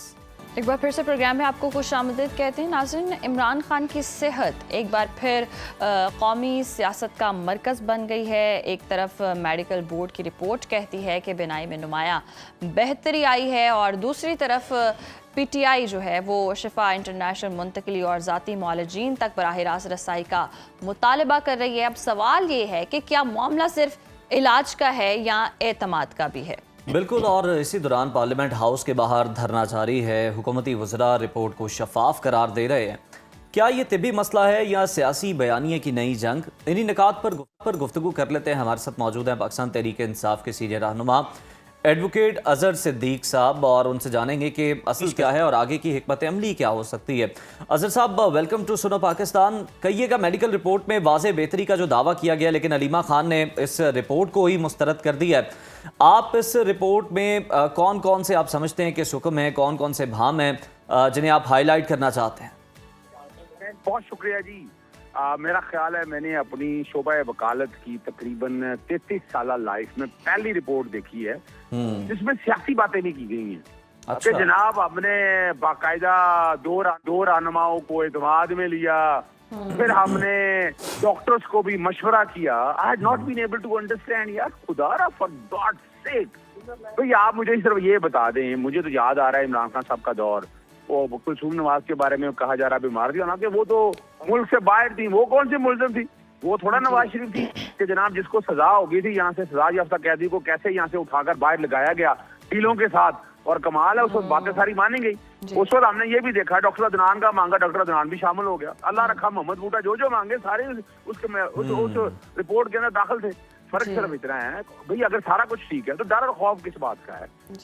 अगर वही मेडिकल बोर्ड के अंदर इमरान खान साहब के जाती मुआलजिन को शामिल कर ले तो हर्ज क्या था? उसकी वजह ये है कि इमरान खान साहब की जेल में इमरान खान साहब वाहिद लीडर साबित हुए जितना वक्त जेल में गुजारे हैं, ना किसी अस्पताल में गए, ना बैठकर कोई बहाना बनाया, ना कोई ड्रामा किया, ना कोई ज़हनी मरीज बने, ना कोई कमर खराब हो गई। आप देखते रहे तारीखी तौर पर बड़े से बड़ा लीडर उठाकर देख लें। फर्क सिर्फ इतना है कि हम हो क्या रहा था। 3 चीजें जेल में रख लीजिएगा। एक तो ये वाज़ेह तौर पर है हमारी, मैंने जो कि पिटीशन फाइल की हुई थी, मैंने इमरान खान साहब के मुलाकात के कॉन्टेक्स्ट को एक तरफ रख के कमीशन बनाने के हवाले से, मैं अगर आज ह्यूमन राइट कमीशन ऑफ, अगर मैं पूरी दुनिया में यूएन में अगर चला जाऊं तो पाकिस्तान की इतनी सुबकी होनी आप सोच नहीं सकते। इस रिपोर्ट यानी इस रिपोर्ट को अगर पढ़ भी लें चले, इस रिपोर्ट में कह रहे हैं ऐनक लगाकर 6/9 यानी जो चीज 6 फुट से नजर आनी है और 9 फुट से, अगर ऐनक उतार दें तो 6/24 यानी वो चीज 24 फुट से नजर आनी है। तो सबसे जो बड़ी अहम है कि क्लॉट तो अवेलेबल है ना जी, क्लॉट इज हियर। अब क्लॉट की वजह क्या है वो तो देखना है या वो नहीं देखना, कमाल कर रहे हैं आप बैठकर। यानी हर्ज क्या है इसमें? हर्ज क्या है? अगर आप अस्पताल शिफ्ट करेंगे प्रॉब्लम क्या है? क्या होगा? तसल्ली हो जाएगी। अब आम पूरी दुनिया को आप जवाब दे बैठेंगे, देखेंगे। अच्छा साहब, डॉक्टर आसिम यूसुफ ने अपने वीडियो बयान में कहा है कि चूंकि उन्होंने खुद मरीज का मुआयना नहीं किया इसलिए सरकारी रिपोर्ट की तस्दीक या तरदीद नहीं कर सकते। अगर जाती मुआलजीन को खुद मुआयना करने की इजाजत नहीं दी जा रही तो फिर जो मेडिकल रिपोर्ट सामने आई है आपकी पार्टी उसे किस हद तक काबिल एतमाद समझती है? बिल्कुल नहीं मानते जी, साफ सी बात है, बड़ी क्लियरिटी के साथ। No not at all. हम क्यों एक्सेप्ट करें इस बात को? हमें क्या पता है कि मुआयना इमरान खान का किया है। इमरान खान के पास जाकर मिले भी हैं, कोई है सबूत इस बात का? कोई वीडियो आई है, कोई इमरान खान साहब की तस्वीरें आई हैं? क्या वो लोग वहां पर मौजूद थे जब इमरान खान के मुआलिजिन वो मौके पर मौजूद होते, मौके पर ये मुआयना किया जाता तो फिर डेफिनेटली है। फिर जो सैंपल अगर कोई लेने थे, यानी मिसाल के तौर पर स्टेज के ऊपर जो है क्लॉटिंग की वजह देखनी तो पड़नी है कि कौन सी वेन्स हैं, क्या इश्यूज है। एक बात तो बड़ी वाज़ेह तौर पर आ गई ना, तो इस रिपोर्ट आउट राइट है तो हम समझते हैं, हम इसको रिजेक्ट करते हैं। हम नहीं समझते इस बात को। अगर इतना ही शौक है तो आ जाए, हर्ज के डर और खौफ किस बात का है? सुप्रीम कोर्ट ने भी अपना सिर्फ क्या कहा कि जनाब आ जाएं, वो रिपोर्ट देख रहे हैं, इतना अच्छा खामोश रहे, जुल्म और ज्यादती 3.5 साल से आप देखते रहे हमारा। और हम कोई ऐसी चीज नहीं मांग रहे। प्रिजन एक्ट देख लें, प्रिजन रूल्स देख लें, universal declaration of human right देख लें, ICCPR देख लें, नेल्सन मंडेला कायरो डिक्लेरेशन देख लें। यानी पाकिस्तान ने अपने यानी पाकिस्तानी गवर्नमेंट ने यानी क्या हालत बना दिया इस मुल्क का। यानी ये हाल है कि आप एक लीडर से मिलाते नहीं है, कैदी से मुलाकात नहीं कराते। और कमाल की बात है कि जो छुपा कर रखा हुआ था उन्होंने कि जनाब कैदी से मुलाकात करवानी है, नहीं करवानी है हमने। अच्छा, डॉक्टर फजल चौधरी ने कहा, अगर याद हो आपको दिसंबर में क्या कहा कि 8 फरवरी से पहले नहीं होगी, और फिर 8 फरवरी के बाद हुकूमत ने अपनी सुबकी बचाने के लिए सुप्रीम कोर्ट में केस लगवा दिया, और 9 उसके बाद केस लगा। और अजहर साहब, तारिक फजल चौधरी तो ये भी कह रहे हैं कि अगर हत्ता के लेंस भी डलवाना पड़ा इमरान खान की आंख में तो हम उसके लिए भी तैयार हैं, हम इस हद तक भी फैसिलिटेट करेंगे। देखिए, हमने पहले तो बात है एहसान नहीं लेना इनसे। किस बात का एहसान है? पहले तो बड़ी वाज़ेह तौर पर है इमरान खान साहब का बाहर आना, अस्पताल में पहुंचना, अस्पताल के बाद उनका डेफिनेटली टेस्ट होना कि वजह क्या बनी। यानी ये बीमारी, इमरान खान तो बिल्कुल माशाल्लाह सेहतमंद थे, जब से जेल में है उसके बाद ये अगर बीमारी डेवलप हुई तो व्हाट आर द रीजन? खुदा ना खासा, अल्लाह ना करे कोई स्लो पॉइजन देते रहे हैं, क्या करते रहे हैं? ये तो हमारे पास तो नहीं थे। कस्टडी तो हुकूमत पंजाब के पास थी। और ये याद रखिएगा, कल अल्टीमेटली अगर ये बातें आती हैं तो पर्चे भी दर्ज होने हैं ना। जेल सुप्रीडेंट तो अपनी जगह है, हुकूमत पंजाब पे नहीं, वफाकी हुकूमत पे नहीं, जो बैठकर रोकते रहे हैं, करते रहे हैं। अब ये सारा असल में प्रॉब्लम उनके लिए ये है कि खुदा ना खासा इमरान खान साहब का इलाज बाहर हो गया और ये चीजें सारी सामने आ गई तो कल फौजदारी मुकदमा ना इनके ऊपर दर्ज हो जाए। ये डर और खौफ उनको इस बात का है, सारों को ये ध्यान में रखिएगा। तो इसलिए वो इस मामले को बड़ा कैजुअली। अच्छा अजहर साहब, इस बात में कितनी तस्दीक है आप बता सकते हैं कि मदऊ किया गया था, दावत दी गई थी PTI रहनुमाओं को जब मुआयना उनका किया जा रहा था, इलाज किया जा रहा था, तो कोई पहुंचा ही नहीं और कहा यही जा रहा है कि शिकवे बहुत ज्यादा कर रहे हैं। अच्छा देखिए, बड़ी सीधी सी बात है, कोई मैं चैलेंज कर रहा हूँ, सबूत क्या है उनके पास? क्या कोई लेटर लिखा था? क्या को खत लिखा था? देखिए, अकबर सरकारी महकमे के तौर पर होता है कि अगर आप बनाने लगे हैं, बोर्ड बनाया है तो कहता आप इन्विटेशन देंगे, नोटिफिकेशन करेंगे, आप बताएंगे। आप बैठकर हवाओं में कहानियां सुनाते रहे तो तोता मैना की कहानी या या अल्फ लैला की कहानी तो हमने बड़ी बचपन से सुनी ही है, सुनते ही रहेंगे, उसमें क्या फर्क पड़ता है। लेकिन क्वेश्चन है कि ग्राउंड के ऊपर अब उस रिपोर्ट में देख लें कहाँ क्या आपको नोटिस लगा है। यानी पहली तो बात है कमेटी का क्या काम है, ये तो हुकूमत पंजाब का काम था ना। हुकूमत पंजाब इन्फॉर्म करती है कि हाँ जी बिल्कुल ये बना रही है, हमने बोर्ड कॉन्स्टिट्यूट कर लिया हमने अंडर द लॉ, और वो बोर्ड भी अंडर द लॉ कॉन्स्टिट्यूट नहीं किया, वो अपनी मर्जी से बैठ के दो बंदे भी पहले बताया ना कि वो बोर्ड जो कानून है, जो मेडिकल बोर्ड बनाने का कानून है, क्या उसके साथ बनाया, क्या उसमें वो सारे लोग आपने स्पेशल शामिल किए, नहीं शामिल किए। ये साबित ये हो गया कि ये बुनियादी तौर पर एक सियासी असल सिद्दीक साहब एक्सपर्ट तो शामिल नहीं किए, लेकिन वो ये कहते हैं कि हमने बैरिस्टर गौहर को बुलाया था और हमने अलामा राजा नासिर अब्बास को बुलाया था और उन्हें हमने रिपोर्ट्स दिखाई थी। अब बैरिस्टर गौहर वकील हैं, अलामा राजा नासिर अब्बास साहब भी मेरी मालूमात के मुताबिक डॉक्टर नहीं है। उन्होंने क्या ब्रीफिंग ली होगी और उन्होंने जाकर क्या ब्रीफ किया होगा चकज़ई साहब को और दूसरी जमात के कारकुनान को मुतमईन करने के लिए? अच्छा देखिए, वो आप जो मर्जी कह दें, उन्होंने बुनियादी तौर के ऊपर क्या करना है। बैरिस्टर गौहर ना तो वो फौजदारी वकील है, हमारे भाई हैं, ना वो फौजदारी दबूजों का आप समझते हैं, ना अलामा नासिर समझते हैं, ना वो डॉक्टर्स हैं। यानी जैसे फर्ज करे उन्होंने बैठकर बता भी दिया, तो ये काम तो सारा फैमिली का है, ये खुद पार्टी के हवाले से मामला नहीं है। ये यानी वजह क्या है कि आपने ये सारा जो दिखाना था फैमिली को दिखाना चाहिए था। और दूसरी बात है, जब आप इमरान खान साहब के पास किए, क्या बुशरा बीबी साहबा को साथ आपने एक्सेस दिया? चले वो तो जेल में मौजूद थी, क्या आपने उनको एक्सेस दिया? क्या वो मौके पर मौजूद थी? क्या एक बीवी अजहर साहब इस पॉइंट के हवाले से भी कल सेनेटर हुमायूं मोहम्मद साहब हमारे शो में ये बात कर रहे थे कि जेल मैनुअल है, उसके अंदर ये दर्ज है कि रिलेटिव का होना जरूरी है। जरा बताइएगा कानून क्या कहता है इस हवाले से, आप बेहतर अंदाज में एक्सप्लेन कर सकते हैं। देखिए, एक बात तो बड़ी वाज़ेह तौर पर है, आपने मिसाल के तौर पर आप अगर आप अस्पताल में मेडिकल में कोई ऑपरेशन कराने जाते हैं, कोई टेस्ट लेने जाते हैं, तो आप अपने उनके लवाहिकीन से कंसेंट लेते हैं जी, उससे इजाजत लेते हैं कि जनाब हम ये करने लगे हैं, ऐसा करने लगे हैं। उसकी वजह है कि ये कानून बड़ा क्लियर है इस कॉन्टेक्स्ट के हवाले से। और यहाँ भी जैसे मैंने बता दिया ना कि ये तो अपने खिलाफ एविडेंस इकट्ठी की जा रही है। कल खुदा ना खास्ता इमरान खान साहब के हवाले से कोई बात आई तो ये सीधा इनके खिलाफ पर्चे दर्ज होंगे। बात आने की ही बात हो रही है तो फिर एक और भी बातें जो हैं वो ज़ेरे बहस हैं। हनीफ अब्बासी कहते हैं कि रजामंदी हो गई तो डील हो जाएगी, तो क्या बेनाई का ये जो सारा इशू है किसी मुमकिना मेडिकल रिलीफ के जरिए खान साहब की बाहर मुंतकिली की जो है राह, उसको हमवार करना है? देखिए, हनीफ अब्बासी साहब को तो मैं बात नहीं करना चाहता है। फिटरिन केस का जिस तरह फिक्स करना, जिस तरह लगाना हमारे सामने है। राना सनाउल्लाह को जिस तरह रिलीफ मिला सामने है, नवाज शरीफ को जिस तरह रिलीफ मिला हमारे सामने। इमरान खान ने ना एनआरओ किया, ना सबको रिलीफ लेना चाहती है, ना उनके माइंड में बात है। और दूसरी बात देखिए, मैं आपको तारीखी में आप सियासी बात आपके साथ करता हूँ। अगर पाकिस्तानी सियासत के नमूजों का आप समझें, ज़ियाउल हक के दौर से मुशर्रफ तक के दौर में 18 महीने 22 महीने 24 हुकूमतें रही, 58(2)B के तहत हटा दी गई। फिर मिसाक जमहूरियत करके हमने बड़ा तीर मारा, चार्टर ऑफ डेमोक्रेसी या चार्टर ऑफ डकैती किया। हुकूमतें तो 5 साल पूरे की, लेकिन कोई भी वजीर आजम 4 साल से पूरा नहीं कर सका वक्त। यानी वो चाहे आप यूसुफ गिलानी, उसको ठीक है डिस्क्वालीफाई मैंने करवाया था, इसमें कोई शक नहीं। तो की अदालत में नवाज शरीफ आ जाए, वो भी केस पनामा का मैं उठाकर लेकर गया था। चले उससे आगे इमरान खान साहब अगर आ जाए, वो भी उन्होंने 4 साल पूरे नहीं करने दिए। अब ये जो मौजूदा सेटअप है, उसके जो वजीर आजम है, वो 4 साल उसके पूरी हो चुके हैं।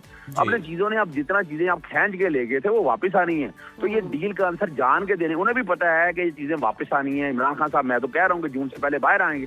ये जो कोशिशें करते फिर रहे हैं, हाँ, नोटेड डाउन। यानी ये तो ऑटोमेटिकली अब जितना खैर के आपकी एस्टैब्लिशमेंट या जो भी हाइब्रिड निजाम जहां तक ले गया था उसे वापस लाना है। अगर वापस नहीं आएगा तो ये सिस्टम फट जाएगा। न्यूटन थर्ड लॉ समझ लें, action and reaction are equal but opposite in direction. याद रखिएगा, इलास्टिसिटी का प्रिंसिपल उठाकर आप खींचेंगे तो चीजों ने वापस आना है। अगर वापस नहीं आएंगी तो सारा निजाम खराब हो जाएगा। तो ये ऑटोमेटिकली जो देना है, तो ये इसको डील का नाम देने की कोशिश करें, या डील का ना डील है ना ही डील है। जी सही, ना डील है ना ही ढील है। बहुत शुक्रिया अजहर साहब आपके वक्त का। ग्राउंड रियलिटी क्या है वो अभी तक जी वाज़ेह नहीं हो सकी है। इमरान खान की तबीयत के हवाले से जो बातें ज़ेरे बहस हैं उसी पर ही इस वक्त लड़ाई नहीं है, लेकिन उसके बावजूद जून की डेट दी है अजहर साहब ने, पता नहीं वो किस बुनियाद पे दी है। डील होने से पहले ही कुछ हो जाएगा। देखें, एक और सेशन उनके साथ करेंगे और जानने की कोशिश करेंगे अगर वो हमें बता पाए तो। नाजरीन, दूसरी तरफ वज़ीर आज़म शहबाज शरीफ जो है, उनकी वियना में ऑस्ट्रिया के चांसलर से उनकी मुलाकात हुई है और इस मुलाकात के हवाले से आपको बता दें कि बड़े खुशगवार माहौल में ये मुलाकात हुई है। जर्मन लैंग्वेज में उन्होंने जी खिताब किया है, तो बड़ा ही जबरदस्त रहा है, बड़ा सराहा जा रहा है। तो सुन लेते हैं, उसका ट्रांसक्रिप्ट भी मौजूद है। bringe Ihnen die herzlichen Grüße des pakistanischen Volkes und eine klare Botschaft meiner Regierung. Pakistan ist offen für Geschäft und bereit für eine neue Phase der Pakistan-Österreich-Partnerschaft. Meine Damen und Herren, meine Regierung hat viele Schritte gemacht, um das Klima besser zu machen. Wir würden es begrüßen, wenn österreichische Firmen Pakistans enorme Möglichkeiten erkunden würden. Meine Damen und Herren, ich möchte außerdem meinen aufrichtigen Dank für Österreichs Unterstützung und den Verbleib im GSP Plus System zum Ausdruck bringen. Lassen Sie uns gemeinsam über den normalen Handel oder alte Handel hinausgehen und neu geschaffte erkunden. Herr Bundeskanzler, Fachkräftemobilität und Ausbildung könnten zentrale Elemente unserer Zusammenarbeit.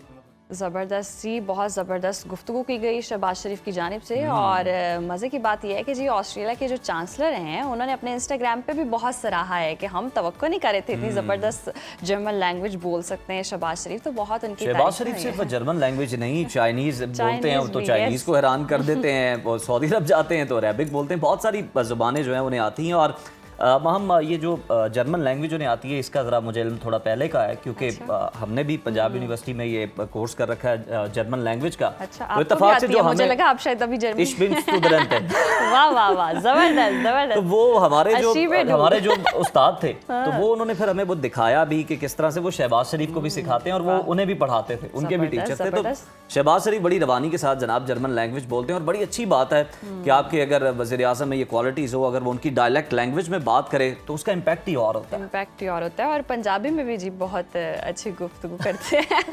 कोई एक जुमला आपको अगर याद आ रहा हो? नहीं, वो आप पंजाब के बहुत करीब हैं, सोच सकते हैं, यहाँ ब्रेक का ही वक्त है। देखते रहिए सुनो पाकिस्तान।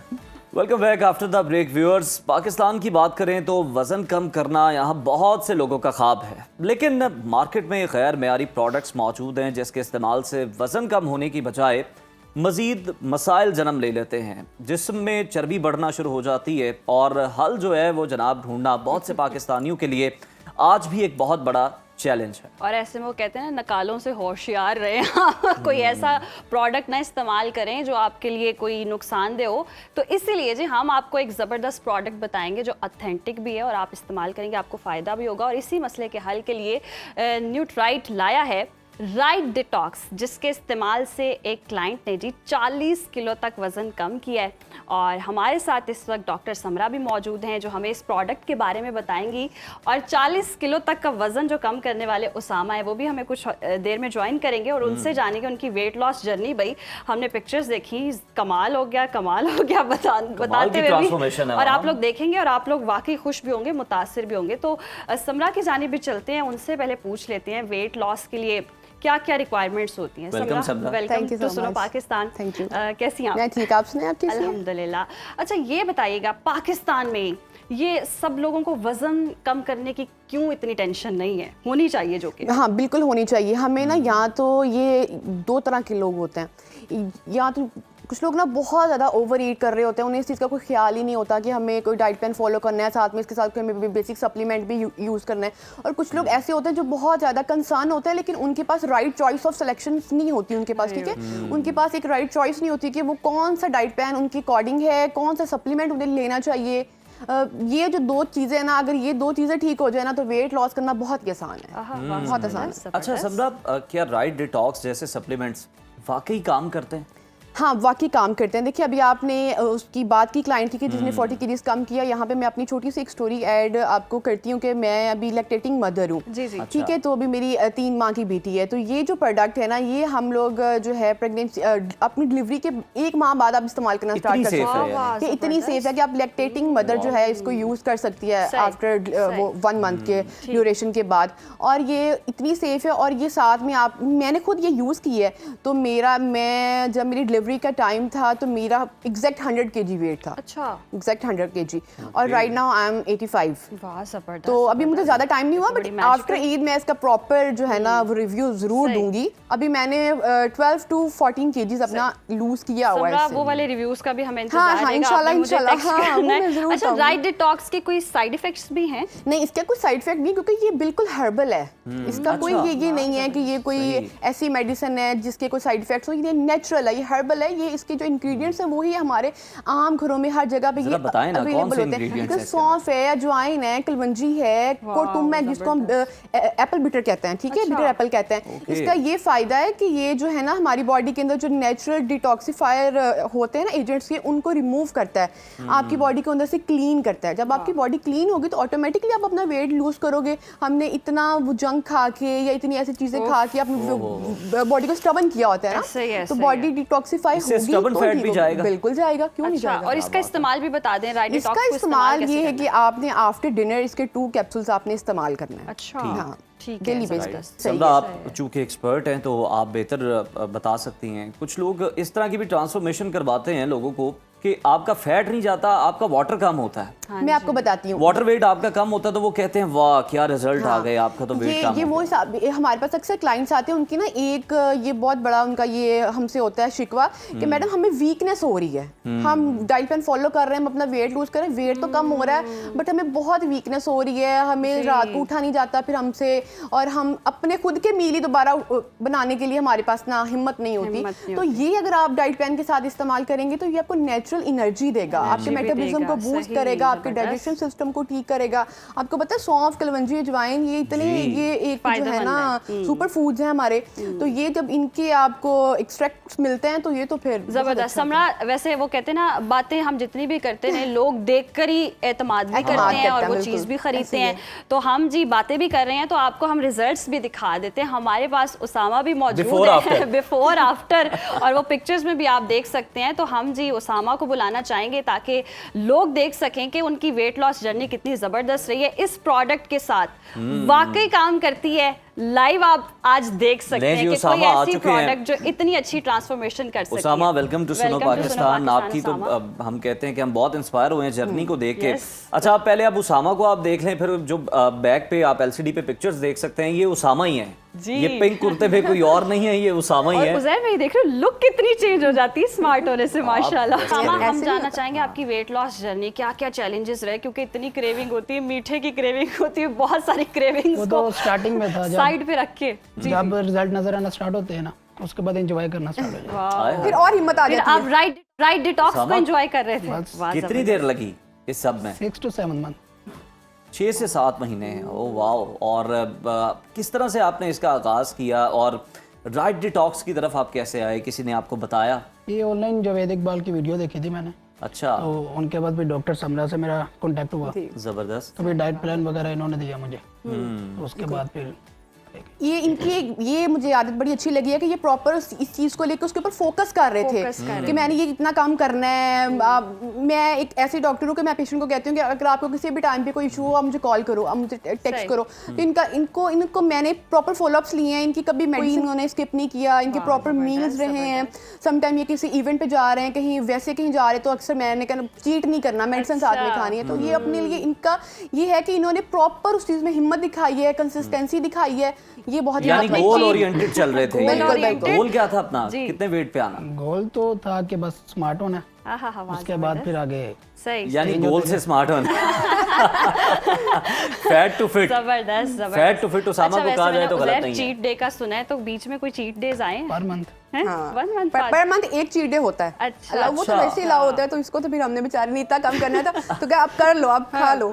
अच्छा, उसमें भी आप देखते हैं कि कितनी कैलोरीज जो हैं वो इनटेक करवानी है हाँ, किसी वो को? उसमें ना ये हिसाब होता है कि पेशेंट को कहते हैं कि जो चीज़ आपका खाने को दिल कर रहा है ना, आप उसको चख लो यार, आप उसको थोड़ा खा लो। अब ये तो नहीं है ना कि आप चीट डे पे बोलोगे मैं पिछले पूरे महीने पूरा का केक खाऊं, हाँ पूरा केक खाऊं, या मैं उसके अंदर कोई जंक है मैं वो पूरा खाऊं। अब 2-3 बाइट्स लो, मोर देन इनफ, आपकी जो है वो पूरी हो जाती है अंदर का सिस्टम निज़ाम। उसामा, जब आप ये राइट डिटॉक्स ले रहे थे, अभी हम बात कर रहे थे वीकनेस की, मार्केट में ऐसे ऐसे इंजेक्शन आए हैं जिसके बाद में हम देखते हैं कि साइड इफेक्ट्स हैं, आंखों पर आ रहे हैं, आपकी बिनाई जा रही है। आप कितना एनर्जेटिक फील करते थे इसको इस्तेमाल करते हुए? तो मुझे तो कोई ऐसा साइड इफेक्ट नहीं हुआ। अच्छा, कोई ऐसी चीज बल्कि आपने जो वो आप- नोट किया और एनर्जी बूस्ट हुई है, क्योंकि जितनी वो Energy, हम चीजें obviously, सुन चुके हैं इंग्रेडिएंट्स की। जब आप जंक फूड लेते हैं ना तो उस वजह से आपको ब्लोटिंग वगैरह होती है, सुस्त हो जाते हैं आप, थोड़े से इसलिए स्लो तो होते उसके हैं। बाद जैसे आप वो डाइट पे आते हैं तो ऑटोमेटिकली आपको स्टेमिना भी बढ़ता है। उसामा, आप तो पिक्चर्स में जो है ना नाकाबिले शनाख्ती लग रहे हैं अगर आपको बिफोर आफ्टर देखा जाए। वाकई। हमें ये बताएं कि कितना आपका वेट था और अभी करंट आपका वेट क्या है, कितना आपने वेट कम किया, और राइट डिटॉक्स की कितनी टैबलेट्स आप यूज करते थे? पहले तो मेरा 112 था, अब स्टिल 72, और डाइट के साथ साथ राइट डिटॉक्स यूज किया तो उसका तो कितनी टैबलेट्स आप 2 टैबलेट्स 2 टैबलेट्स दिन में आफ्टर डिनर। सही आफ्टर डिनर, आफ्टर डिनर सोने से पहले। जबरदस्त सोने बिल्कुल ठीक है उसामा, बहुत ज़बरदस्त, थैंक यू सो मच। आप आए और आपने अपनी जर्नी जो है वो हमारे साथ शेयर की है, और बिफोर आफ्टर रिजल्ट है वहाँ। मैं तो कहता हूँ कोई इसको यूज करने के बाद जब नादरा में अगर कहीं चला जाए दोबारा से पहचाना ही तो ना वो जाए। कहेंगे, आप वाकई वही हैं। वाकई। और वैसे ही उसामा को देख के ऐसे अच्छा, ये पूरी पाकिस्तानी आवाम के लिए मोटिवेशन भी है। जो लोग जंक फूड खा रहे होते हैं, इतने इतने मोटे होते हैं, और मोटापा जो है ना वो हर बीमारी की जड़ है। हमने जितने भी माहिरीन से उज़ैर हमने बात की है, डॉक्टर्स आते हैं, वो ये कहते हैं कि भाई ओबेसिटी जो है ना, और माँ मोटापा मुझसे जो भी है, खतरनाक इसको चीज control ये है, करें। समरा भी इससे एग्री करेंगी, कि आप लोग फिक्रमंद भी नहीं होते इस चीज को लेके कि Yes. यार ये हमारे लिए बहुत सारे मसाइल जो है वो पैदा कर सकता है। तो नाज़रीन, पहले हमने वजन कम करने की प्रोडक्ट आपके साथ शेयर की। ऐसे भी लाखों लोग हैं जो वजन बढ़ाना चाहते हैं उज़ैर, क्योंकि दुबलेपन और जिस्मानी कमजोरी की वजह से बहुत से नौजवान न सिर्फ अपनी शख्सियत में एतमाद खो देते हैं, बल्कि हर वक्त थकन का भी शिकार रहते हैं। न्यूट्राइट अल्फा प्रो वो प्रोडक्ट है जो कुदरती अज्जात से बनाई गई है, ड्रैब से मंजूर शुदा भी है, जी। और हमारे साथ स्टूडियो में अजीम भी मौजूद होंगे, जिनसे हम जानेंगे कि उन्होंने अल्फा प्रो के इस्तेमाल से सिर्फ 3 से 4 माह के बहुत कम अरसे में 21 किलो वजन 21 कैसे किलो उन्होंने वजन गेन कर लिया, गेन कर इस लिया। पर भी बात करेंगे। लेकिन पहले डॉक्टर समरा से जरा डिस्कशन कर लें। डॉक्टर समरा, वजन बढ़ाना भी एक चैलेंज है, एक तरफ कुछ लोगों को कम करने की फिक्र है, एक तरफ कुछ लोगों को वजन बढ़ाने बढ़ाने की ये भी फिक्र। दो मसले हैं जो जिनका कुछ लोगों का कम नहीं हो रहा, कुछ लोगों का बढ़ नहीं रहा। बढ़ बस नहीं यही, रहा। इससे आगे कुछ है ही नहीं हमारे पास। अजीम को बुलाते हैं जी, इनकी वेट गेन की जर्नी है और बड़ी जबरदस्त जी ट्रांसफॉर्मेशन आप देख सकते हैं। ये अजीम हमें ज्वाइन कर चुके हैं। अजीम, बहुत वेलकम। शुक्रिया जी, वेलकम टू आपकी तस्वीरें तो हम देख चुके हैं, अब आपको देख रहे हैं। अजीम, बहुत सारे लोग अपना वजन चाह के भी नहीं बढ़ा पाते, आपने ये किस तरह से कर लिया, वो भी 3 से 4 माह के वक्त में? देखिए, सबसे पहले तो ना आपकी एक राइट डायरेक्शन होनी चाहिए, एक राइट डायरेक्शन हो, आपकी डेडिकेशन हो, और साथ अल्फा प्रो जैसा अच्छा प्रोडक्ट भी बहुत जरूरी है। कि बहुत से लोग कोशिश करते हैं, खाते हैं, सारा कुछ खाते हैं, लेकिन उनको ना खाया पिया लगता नहीं, जिसे हम आम लैंग्वेज में कहते हैं ना, लगता नहीं है। तो उसके लिए आपको एक अच्छा न्यूट्रिशनिस्ट और एक अच्छा अल्फा प्रो जैसा एक प्रोडक्ट चाहिए जो आपकी जो मेटाबॉलिज्म को बूस्ट करे और आपका हेल्दी वेट गेन करे। मैं दोबारा रिपीट कर रहा हूँ, हेल्दी वेट गेन बहुत मैटर करता है, सिर्फ वेट जनरल गेन नहीं, हेल्दी वेट तो गेन। आपका पहला वेट कितना था और अब कितना है? मेरा पहला 62 kg था और अब माशाल्लाह मेरा 82 kg है। तो आप इसकी कितनी टैबलेट खाते रहे हैं अल्फा प्रो? इसकी आप डेली 2 ले सकते हैं, एक आफ्टर ब्रेकफास्ट और एक आफ्टर डिनर। वेरी सिंपल जी, वेरी सिंपल है। आप अपना, लेकिन उसके साथ अपनी रेगुलर डाइट भी अच्छी रखें, प्लस आप वर्कआउट अच्छा रखें। खाली ये नहीं, इसके साथ आप अपना पूरा एक वेट गेन जर्नी जो पूरा एक डिसिप्लिन है, पूरे डिसिप्लिन के साथ आपको उसका रिजल्ट मिलता है। ये सारी चीजें मिलके चलती जी हैं। बिल्कुल, एक कॉम्बो है सारी चीजों का। और ये जो आपकी वजन बढ़ाने की जर्नी है, जरा थोड़ा सा इसे एक्सप्लेन करें और बताएं, आप मोटिवेट किस तरह से हुए? Challenges भी share किसी ने कोई करें। ताना दे दिया था, क्या हो गया था? ताना नहीं कह सकते, लेकिन जब हम अपने आप को शीशे में देखते हैं, जाहिर सी बात है, वेट गेन आपकी एक पर्सनैलिटी को बड़ा ग्रूम करता है। आप लीन बॉडी आपकी, आपको कपड़े पहने अच्छे नहीं लगते, और लोग dressing ताने का वाली बहुत बात issue आपकी ठीक है, लोग ताने भी देते थे, लेकिन ये है कि वही ठीक है, आपको बना भी देते वही हैं। मोटिवेशन है। अब हम अपनी पुरानी पिक्चर्स भी देखते हैं ना, जैसे कि आप इंट्रो में चला भी रहे हैं, जी। तो हम उसको देख के भी मोटिवेट होते हैं। मैं अक्सर पता है क्या करता हूँ, अपनी पुरानी पिक्चर्स खुद देख रहा होता हूँ अच्छा, कि यार देखें किस तरह, कहाँ से मैं कहाँ है, अगर मैं जा सकता हूँ तो ये प्रोडक्ट कोई भी यूज जा करके सकता अल्फा है। प्रो। तो अल्फा प्रो के बारे में आपको पता कहाँ से लगा कि आपने भाई एक इस उस्मान direction अली में फिटनेस है, जाना? इंस्टाग्राम वगैरह पे उनकी मैं अच्छा। वीडियोस देख रहा होता सही। हूँ। अच्छा। जाहिर सी बात है, हमारा फिटनेस से रिलेटेड लिंक है, तो हम लोगों को चीज़ों को देख भी रहे होते हैं और देख रहे होते हैं कि किस चीज़ का ज़्यादा हमें इफेक्ट हो सही। सकता है और फायदा हो तो सकता अभी है। आप सेटिस्फाई हैं या मजीद भी वजन बढ़ाना चाह रहे हैं? नहीं, मैं सेटिस्फाई हूँ। मैंने एक देखें, बॉडी को एक बड़ा टोन्ड आपने रखना पड़ता है, हमारी फील्ड गोल achieve कर लिया। गोल अचीव कर लिया। बाकी है कि मैं सारों को रिकमेंड भी करूंगा कि अल्फा प्रो का जो ये जबरदस्त, न्यूट्रिशन जबरदस्त। सप्लीमेंट है, ये बेस्ट है। जाहिर सी बात है, आप वाली बात के एक जीती जाती जागती मिसाल आपके सामने बैठी है, सामने बैठी होती है तो ना, इससे तो बड़ी और क्या ज्यादा एग्जाम्पल हो मिसाल सकती है? मुझे ये देख के अच्छा लगा कि डी शेप नहीं है, मतलब वेट गेन जब आप करने जाएं तो फिर आप जी, थोड़े से जी, डी वही शेप मैं भी हो जाते हैं, बता रहा हूँ। बेढंगे हो जाते हैं। जी जी, लेकिन हेल्दी ऐसा वेट नहीं है। गेन, हेल्दी जो हेल्दी पे हम फोकस कर रहे हैं ना, वो यही है, बजाय कि सही। देखें और आपका वेट सा वेट गेन हो जाए और आपकी कोई शेप ना हो, शेप बड़ी मैटर करती है। जबरदस्त। देखें जबरदस्त अजीम। दो मिसालें हमारे सामने लाइव हमने देखी हैं, वेट लॉस वाली भी और वेट गेन वाली भी। और राइट डिटॉक्स से जी आप वेट जो है कम कर सकते हैं और अल्फा प्रो से आप वेट गेन कर सकते हैं। अजीम बहुत शुक्रिया Thank you और so much. बहुत ही ज़बरदस्त ट्रांसफॉर्मेशन है और शेयर करते हुए हमें भी बड़ी मोटिवेशन मिल रही है कि जो लोग ऐसा फील करते हैं कि बड़े एनर्जेटिक नहीं है उनको एनर्जी भी मिलेगी उज़ैर। ये सबसे अच्छी बात है कि भाई आप कमज़ोर नहीं होंगे, आप हेल्दी भी होंगे इसके साथ। समरा ये बताएं, ऐसा तो नहीं होगा कि इसे इस्तेमाल करने से वजन बढ़कर फिर दोबारा कम हो जाए, यानी कुछ अरसे के लिए बढ़े और फिर कम हो जाए? मैं भी यही सोच रही थी कि ये सवाल आप लोगों का ये सबसे टॉप पे सवाल होना चाहिए और वही आपने ये ऐसे होता पूछा। सबसे पहले इसका मैं ये कहूँगी कि ये हेल्दी वेट गेनर है, जैसे उन्होंने कहा कि ये हेल्दी है। कुछ लोग इस तरह के होते हैं कि वो डिफरेंट ऐसे सप्लीमेंट यूज़ कर रहे होते हैं जिनका ना उनको नो हाउ होता है, ना वो मतलब हमें उसका बारे में कुछ नहीं पता होता और उनको उस डाइट का भी नहीं पता होता कि वो डाइट खा क्या रहे हैं, उनके क्या बेनिफिट्स हैं। तो आप वेट गेन में जो चीज़ खा रहे हो, जो सप्लीमेंट ले रहे हो, सबसे पहले आपको उसके बारे में प्रॉपर इन्फॉर्मेशन होनी चाहिए। वेट गेन में ना कुछ लोग ऐसे होते हैं उनका जिस्म फूल जाता है, बेढंगा सा हो जाता है, जिसके क्या आप बात कर रहे थे। ये वो तब होता है जब आप जंक खा रहे होते हो, आप एक जो है ना वो डाइट ले रहे होते हो जिसकी आपको जरूरत नहीं होती, ठीक है। तो ये वो सप्लीमेंट है कि जो कि आपका हेल्दी वे में वेट गेन करता है। आपको बार बार अपनी उसको शेप को ना री नहीं करना पड़ता, आप प्रॉपर जो है ना इसके अंदर रह के एक अच्छा वेट गेन कर सकते हो। ये इसका ये बड़ा अच्छा मुझे फायदा लगता है कि अक्सर लोग होते हैं वो कहते हैं मैडम हम ये खा रहे हैं हमारा वजन बढ़ गया, ये छोड़ रहे हैं तो हमारा वजन फिर वैसे हो गया। ये आपका हेल्दी वे में वजन बढ़ा रहा है ना, या अगर आप इसके साथ में आपके कुछ अच्छा समरा, ये मेल और फीमेल दोनों यूज कर सकते हैं? ये 18+ मेल फीमेल दोनों इस्तेमाल कर सकते हैं। इसके इंग्रेडिएंट्स भी बता दें। हाँ, इसके इंग्रेडिएंट हमारे पास अश्वगंधा है, इसके इंग्रेडिएंट हमारे पास है वेलवेट बीन्स हैं, सफेद मूसली है, ये इसके जो है ना ये बड़े इंपॉर्टेंट, ये तो वैसे ही हमारी जो है ना बॉडी को बूस्ट करते हैं, हमारा एनर्जी लेवल को बूस्ट करते हैं, हमारा मेटाबॉलिज्म को, हमारी डाइजेशन को। जब ये चीजें ठीक होती है ना तो ऑटोमेटिकली आप हेल्दी वेट गेन करते हो। वाह, जबरदस्त जबरदस्त। थैंक यू सो मच समरा, आपने बड़ा एक्सप्लेन भी किया और लाइव एग्जांपल्स भी हमने देखी बिफोर आफ्टर वाली। और बिल्कुल अगर डॉक्टर समरा जैसी काबिल डॉक्टर इसको इंडोर्स कर रही हैं तो इसके रिजल्ट्स जो हैं वो बड़े हैरानकुन हैं। तो न्यूट्राइड जो है जनाब मुकम्मल तौर पर सेफ है, ड्रैप से मंजूर शुदा है। और आप भी चाहे भी आपका गोल कोई भी है, चाहे आप वजन कम करना चाहते हैं या गेन करना चाहते हैं, तो जनाब दोनों ऑप्शंस आपके पास मौजूद हैं। देखिए दोनों ऑप्शंस हमने दिखा भी दिए। जो कम करना चाहते हैं उनके लिए भी न्यूट्राइड बहुत ज़बरदस्त है और जो गेन करना चाहते हैं उनके लिए भी बहुत ज़बरदस्त है। तो देर किस बात की, अपने तमाम मसाइल को हल करें। हम लेते हैं ब्रेक के बाद फिर हाजिर होंगे। देखते रहिए सुनो पाकिस्तान। वेलकम बैक नाज़रीन। पाकिस्तान में एक आम आदमी थाने जाता है तो उसके पाँव कांप जाते हैं, इसलिए नहीं कि उसने कोई जुर्म किया होता है बल्कि इसलिए कि वो जानता है कि वहाँ उसके साथ क्या होगा। ओए रुक, किधर जा रहा है, धक्के मिलते हैं और घंटों इंतज़ार होता है और अगर जेब में पैसे नहीं हैं तो फिर तो FIR भी नहीं होती है।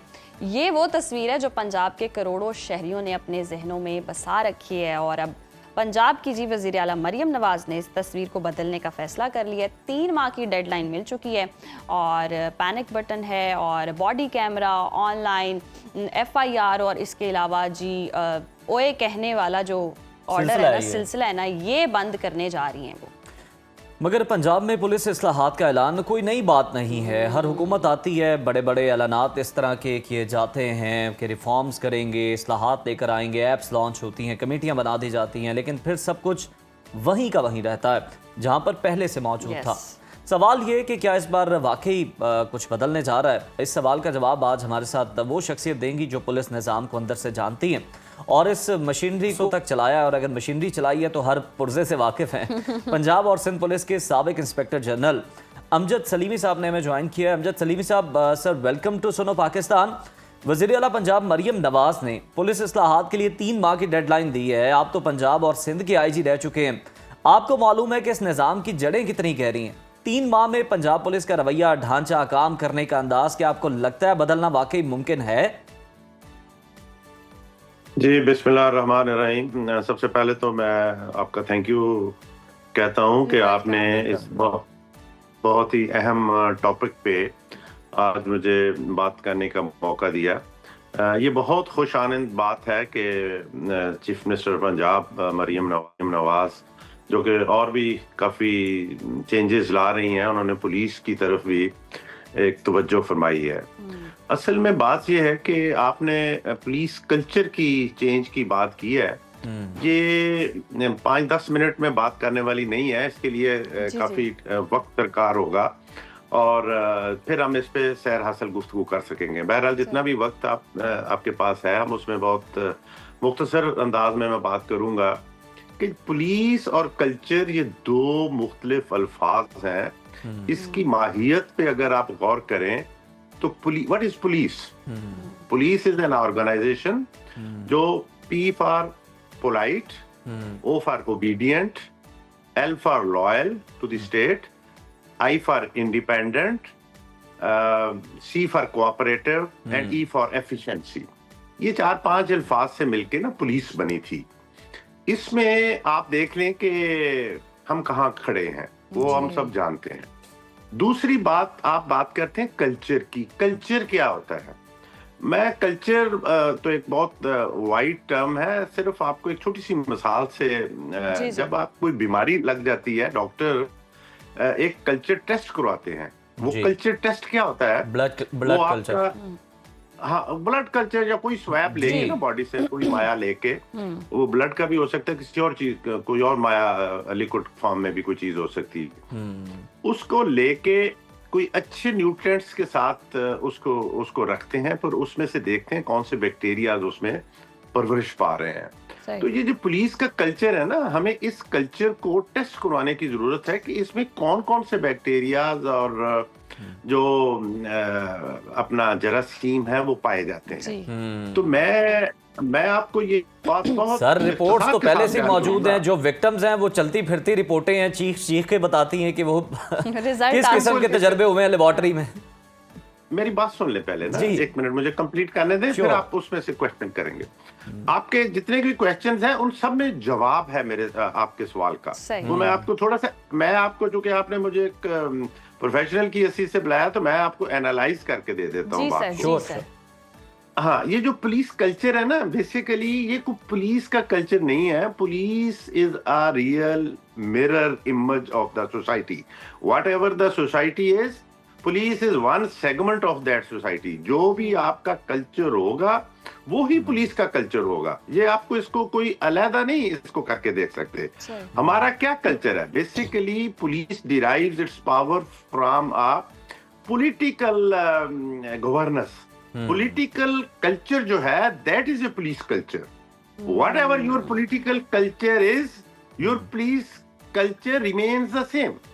आप अपने पॉलिटिकल कल्चर को दुरुस्त कर लें, पुलिस कल्चर ऑटोमेटिकली उसका एक छोटा सा सेगमेंट है, वो दुरुस्त हो जाएगा। ये तो एक बेसिक सी बात है। अच्छा, दूसरी बात, पुलिस को इस्तेमाल कौन? पुलिस इज ए टूल, ये याद रखें। Police is a tool in the hands of politicians. Politicians ने गवर्नेंस करनी होती है, लॉ असेंबली पास करती है, असेंबली इख्तियार देती है चीफ मिनिस्टर को, और चीफ मिनिस्टर ने पुलिस को इस्तेमाल करना है। कैसे इस्तेमाल करना है जी? वो, जब मैं इंस्पेक्टर जनरल था तो एक सूबे का, तो मुझे एक दिन प्राइम मिनिस्टर साहब से मीटिंग हुई पुलिस इसी कल्चर को ठीक करने की। तो उन्होंने मुझे कहा, जी आप कितनी देर में ठीक कर सकते हैं? मैंने कहा, जी आपकी तवज्जो चाहिए, हम 1 दिन में ठीक कर देंगे। आपने तवज्जो करनी है तो पुलिस ठीक हो जानी है, आपने तवज्जो नहीं करनी तो पुलिस खराब हो जानी है। जब हम ये पुलिस को ऑर्डर देंगे कि जाओ जाके हमारे अपोनेंट्स के घरों में दाखिल हो जाओ बगैर किसी इख्तियार के, जब हम ये पुलिस को इख्तियार देंगे कि जाओ जाके उनके टीवी सेट तोड़ो, उनके बर्तन तोड़ो, उनके घर, तो वो कौन सी पुलिस है जो लोगों को इंसाफ देगी? उन्होंने तो ओए तोए करना ही है। ये उन्होंने ओए तोए करना है। उन्होंने लोगों के साथ जुल्म ज्यादती ही करनी है। जिन चीजों हम ये करते हैं कि ये पुलिस ऐसे नहीं कि 1 मिनट में बटन दबाएंगे पुलिस ठीक हो जाएगी। 1 मिनट में हम अपने आप को ठीक करेंगे तो पुलिस ठीक हो जाएगी। जिसने पुलिस को जिसने पुलिस को गवर्न करना है, जी जिस लॉ ने गवर्न करना है, उस लॉ पे हम सब इम्प्लीमेंट करना शुरू कर अमजद दें, साहब, पुलिस सब ठीक हो केसेस जाएगी। में तो ऐसा नहीं है ना कि ये पॉलिटिकल, अगर हम देख लें तो पॉलिटिकली ड्राइव किया जाता है पुलिस को कि जनाब आप ये कर लें वो कर लें। चंद केसेस हैं जिनमें किया जाता है। आप ये कहना चाह रहे हैं कि जब आप अपनी मर्जी के कुछ काम करवाएंगे तो फिर पुलिस जो बाकी के जो काम है वो अपनी मर्जी से भी करेगी? जी जी मैं ये कहना चाह रहा हूं कि पुलिस को अकाउंटेबल बना दें, accountable to the democratic institutions. सही। वन, पुलिस को इंडिपेंडेंट कर दे, independent in its internal intrinsic decision making. सही। दो, अच्छा, पुलिस को रिस्पॉन्सिबल कर दें अपने काम में कि you are responsible for law and order, you are only responsible for control of crime, you are only responsible for investigation. जी। फिर ना आप इन्वेस्टिगेशन में दखल अंदाजी करें, ना लॉ एंड ऑर्डर में दखल अंदाजी करें, ना उनकी बाकी सॉरी आपकी बात काट रही हूँ अमजद साहब, यानी कि आप ये कहना चाह रहे हैं कि पूरे सिस्टम में तब्दीली होगी तो ही ये कुछ हो सकता है, क्योंकि हम दावे वादे कर रहे होते हैं कानून सबके लिए एक बराबर, लेकिन किसी बड़े मैं ये कहना चाह रहा हूँ कि पॉलिटिकल विल होगी, जी will, I am using the word will, political will होगी। और वो विल क्या है? विल, देखो, चीफ मिनिस्टर एक इंडिविजुअल है, चीफ मिनिस्टर के साथ एक 300-400 एमपीएस की टीम होती है जी। वो टीम हर अपने अपने इलाके में एक अपना अपना उन्होंने फिefdom बनाई होती है, जो रियलिटी है। वो अपने एसएचओ लगवाते हैं, अपने मुहर्रर लगाते हैं, अपने एसपी लगवाते हैं। सही। और वो अगर कोई आईजी नहीं लगाता तो फिर आईजी को मजबूर किया जाता है। सही। आप ये जब तक चीफ मिनिस्टर साहिबा इस इशू को पे तवज्जो नहीं देंगी, वो ये फिefdoms का निजाम जो है, जो बना हुआ जिलों में, वो खत्म नहीं करेंगी, ये पुलिस ठीक नहीं होगी। अच्छा। ये पुलिस ऐसे ही रहेगी। अच्छा। इसको ठीक करने के लिए एक पॉलिटिकल विल चाहिए, और वो विल ऊपर से नीचे अमजद साहब, नीचे आती सर है। हम वक्त चूंकि थोड़ा सा कम है, हम कंक्लूजन की तरफ बढ़ना चाह रहे हैं। मरियम साहिबा अगर देखें तो वो बहुत बबांगे दोहल ये बात करती हैं, मीटिंग्स के अंदर ये बात करती हैं मीडिया की मौजूदगी में कि कोई एक ऐसा अफसर बता दें जो मैंने लगाया हो। हम पंजाब की बात कर रहे हैं, वो कहती हैं कि कोई एक ऐसा अफसर बता दे पुलिस में जिसकी मैंने सिफारिश की हो, मैंने लगवाया हो, और अफसरान भी कहते हैं कि जनाब एसएचओ भी हमने खुद लगाए हैं। अब पॉलिटिकल विल तो कहीं ना कहीं नजर आती है। देखें, ये जो बात होती है ना, ये चीफ मिनिस्टर, हो सकता है चीफ मिनिस्टर ऐसे ही कर रही हो, और उन्होंने, मैं उनकी बात को झुठलाता नहीं हूँ। मैंने बात की है कि हर जिले में एक फिefdom बनी हुई होती है, और जो रियलिटी है, आप ये लाहौर है ना, चीफ मिनिस्टर साहबा की बात को मैं जुटला नहीं रहा, आप लाहौर के साथ किसी जिले में चले जाएं, आप कसूर चले जाएं, कसूर के जाके हालात चेक कर लें, आप शेखुबरा चले जाएं, उकाड़ा चले जाएं, आप ये देखें वहां पे तैनातियां कैसे होती हैं। ये एक सिस्टम है जो अनसीन होता है, जो बाहर से बहुत अच्छा लगता है, बाहर से बहुत ही, क्योंकि मैं तो आपको इंट्रिंसिक बातें बता रहा हूँ, मैं तो अंदर की बात बता रहा हूँ। अच्छा, उसमें जो अफसर बात नहीं मानता, फिर वो उस बात पे तब्दील नहीं होता, वो बात और होती है। हाँ, वो बात और तब्दीली की वजह और बताई जाती है। मैं ये नहीं कह रहा, मैं कह रहा हूँ कि हम सबने मिलकर इस पुलिस को ठीक करना है। ये पुलिस कोई अलग इंडिविजुअल बता दें अमजद साहब, जरा बता दें कैसे ठीक होगा, ताकि हम कंक्लूजन की तरफ जाए ना। यस, कंक्लूजन ये है, मैंने आपको कंक्लूडिंग रिमार्क्स दे देता हूँ कि सबसे पहले हमें पॉलिटिकल कल्चर पे तवज्जो देनी होगी कि हमारा कौन सा पॉलिटिकल, क्या हमारा ऐसा पॉलिटिकल कल्चर डेवलप हो रहा है जिसमें हम अपोजिशन को या अपने अपने अपोनेंट्स को या अपने अपने इलाकों में जिंदा रहने का हक दे रहे हैं। अगर हक दे रहे हैं तो ये पुलिस ठीक हो जाएगी। अगर हमने वो हक छीना हुआ है उनसे, तमाम अपोजिशन, मैं किसी एक पार्टी की बात नहीं कर रहा, जब भी कोई साहब इक़्तिदार होता है, वो दूसरी जो अपोजिशन में होते हैं उनको जीना बारे का सिलसिला चलता है। हाँ, वो हम चूंकि फील्ड में रहे, मेरी तमाम को 90% टाइम मैंने फील्ड में गुजारा है। एएसपी से लेकर मैंने आईजी तक फील्ड 90% टाइम मेरा मतलब डिस्ट्रिक्ट्स में और सब डिविजन्स में और डिविजन्स में गुजरा है। बात यह है कि अब जब एक पार्टी, मैं किसी एक पार्टी की बात नहीं कर रहा, एक पार्टी की हुकूमत होती है, दूसरी पार्टी का एमपीए थाने में नहीं दाखिल हो सकता, और जिस पार्टी की हुकूमत होती है उस पार्टी का एमपीए का हर काम हो रहा होता है, गलत हो सही हो।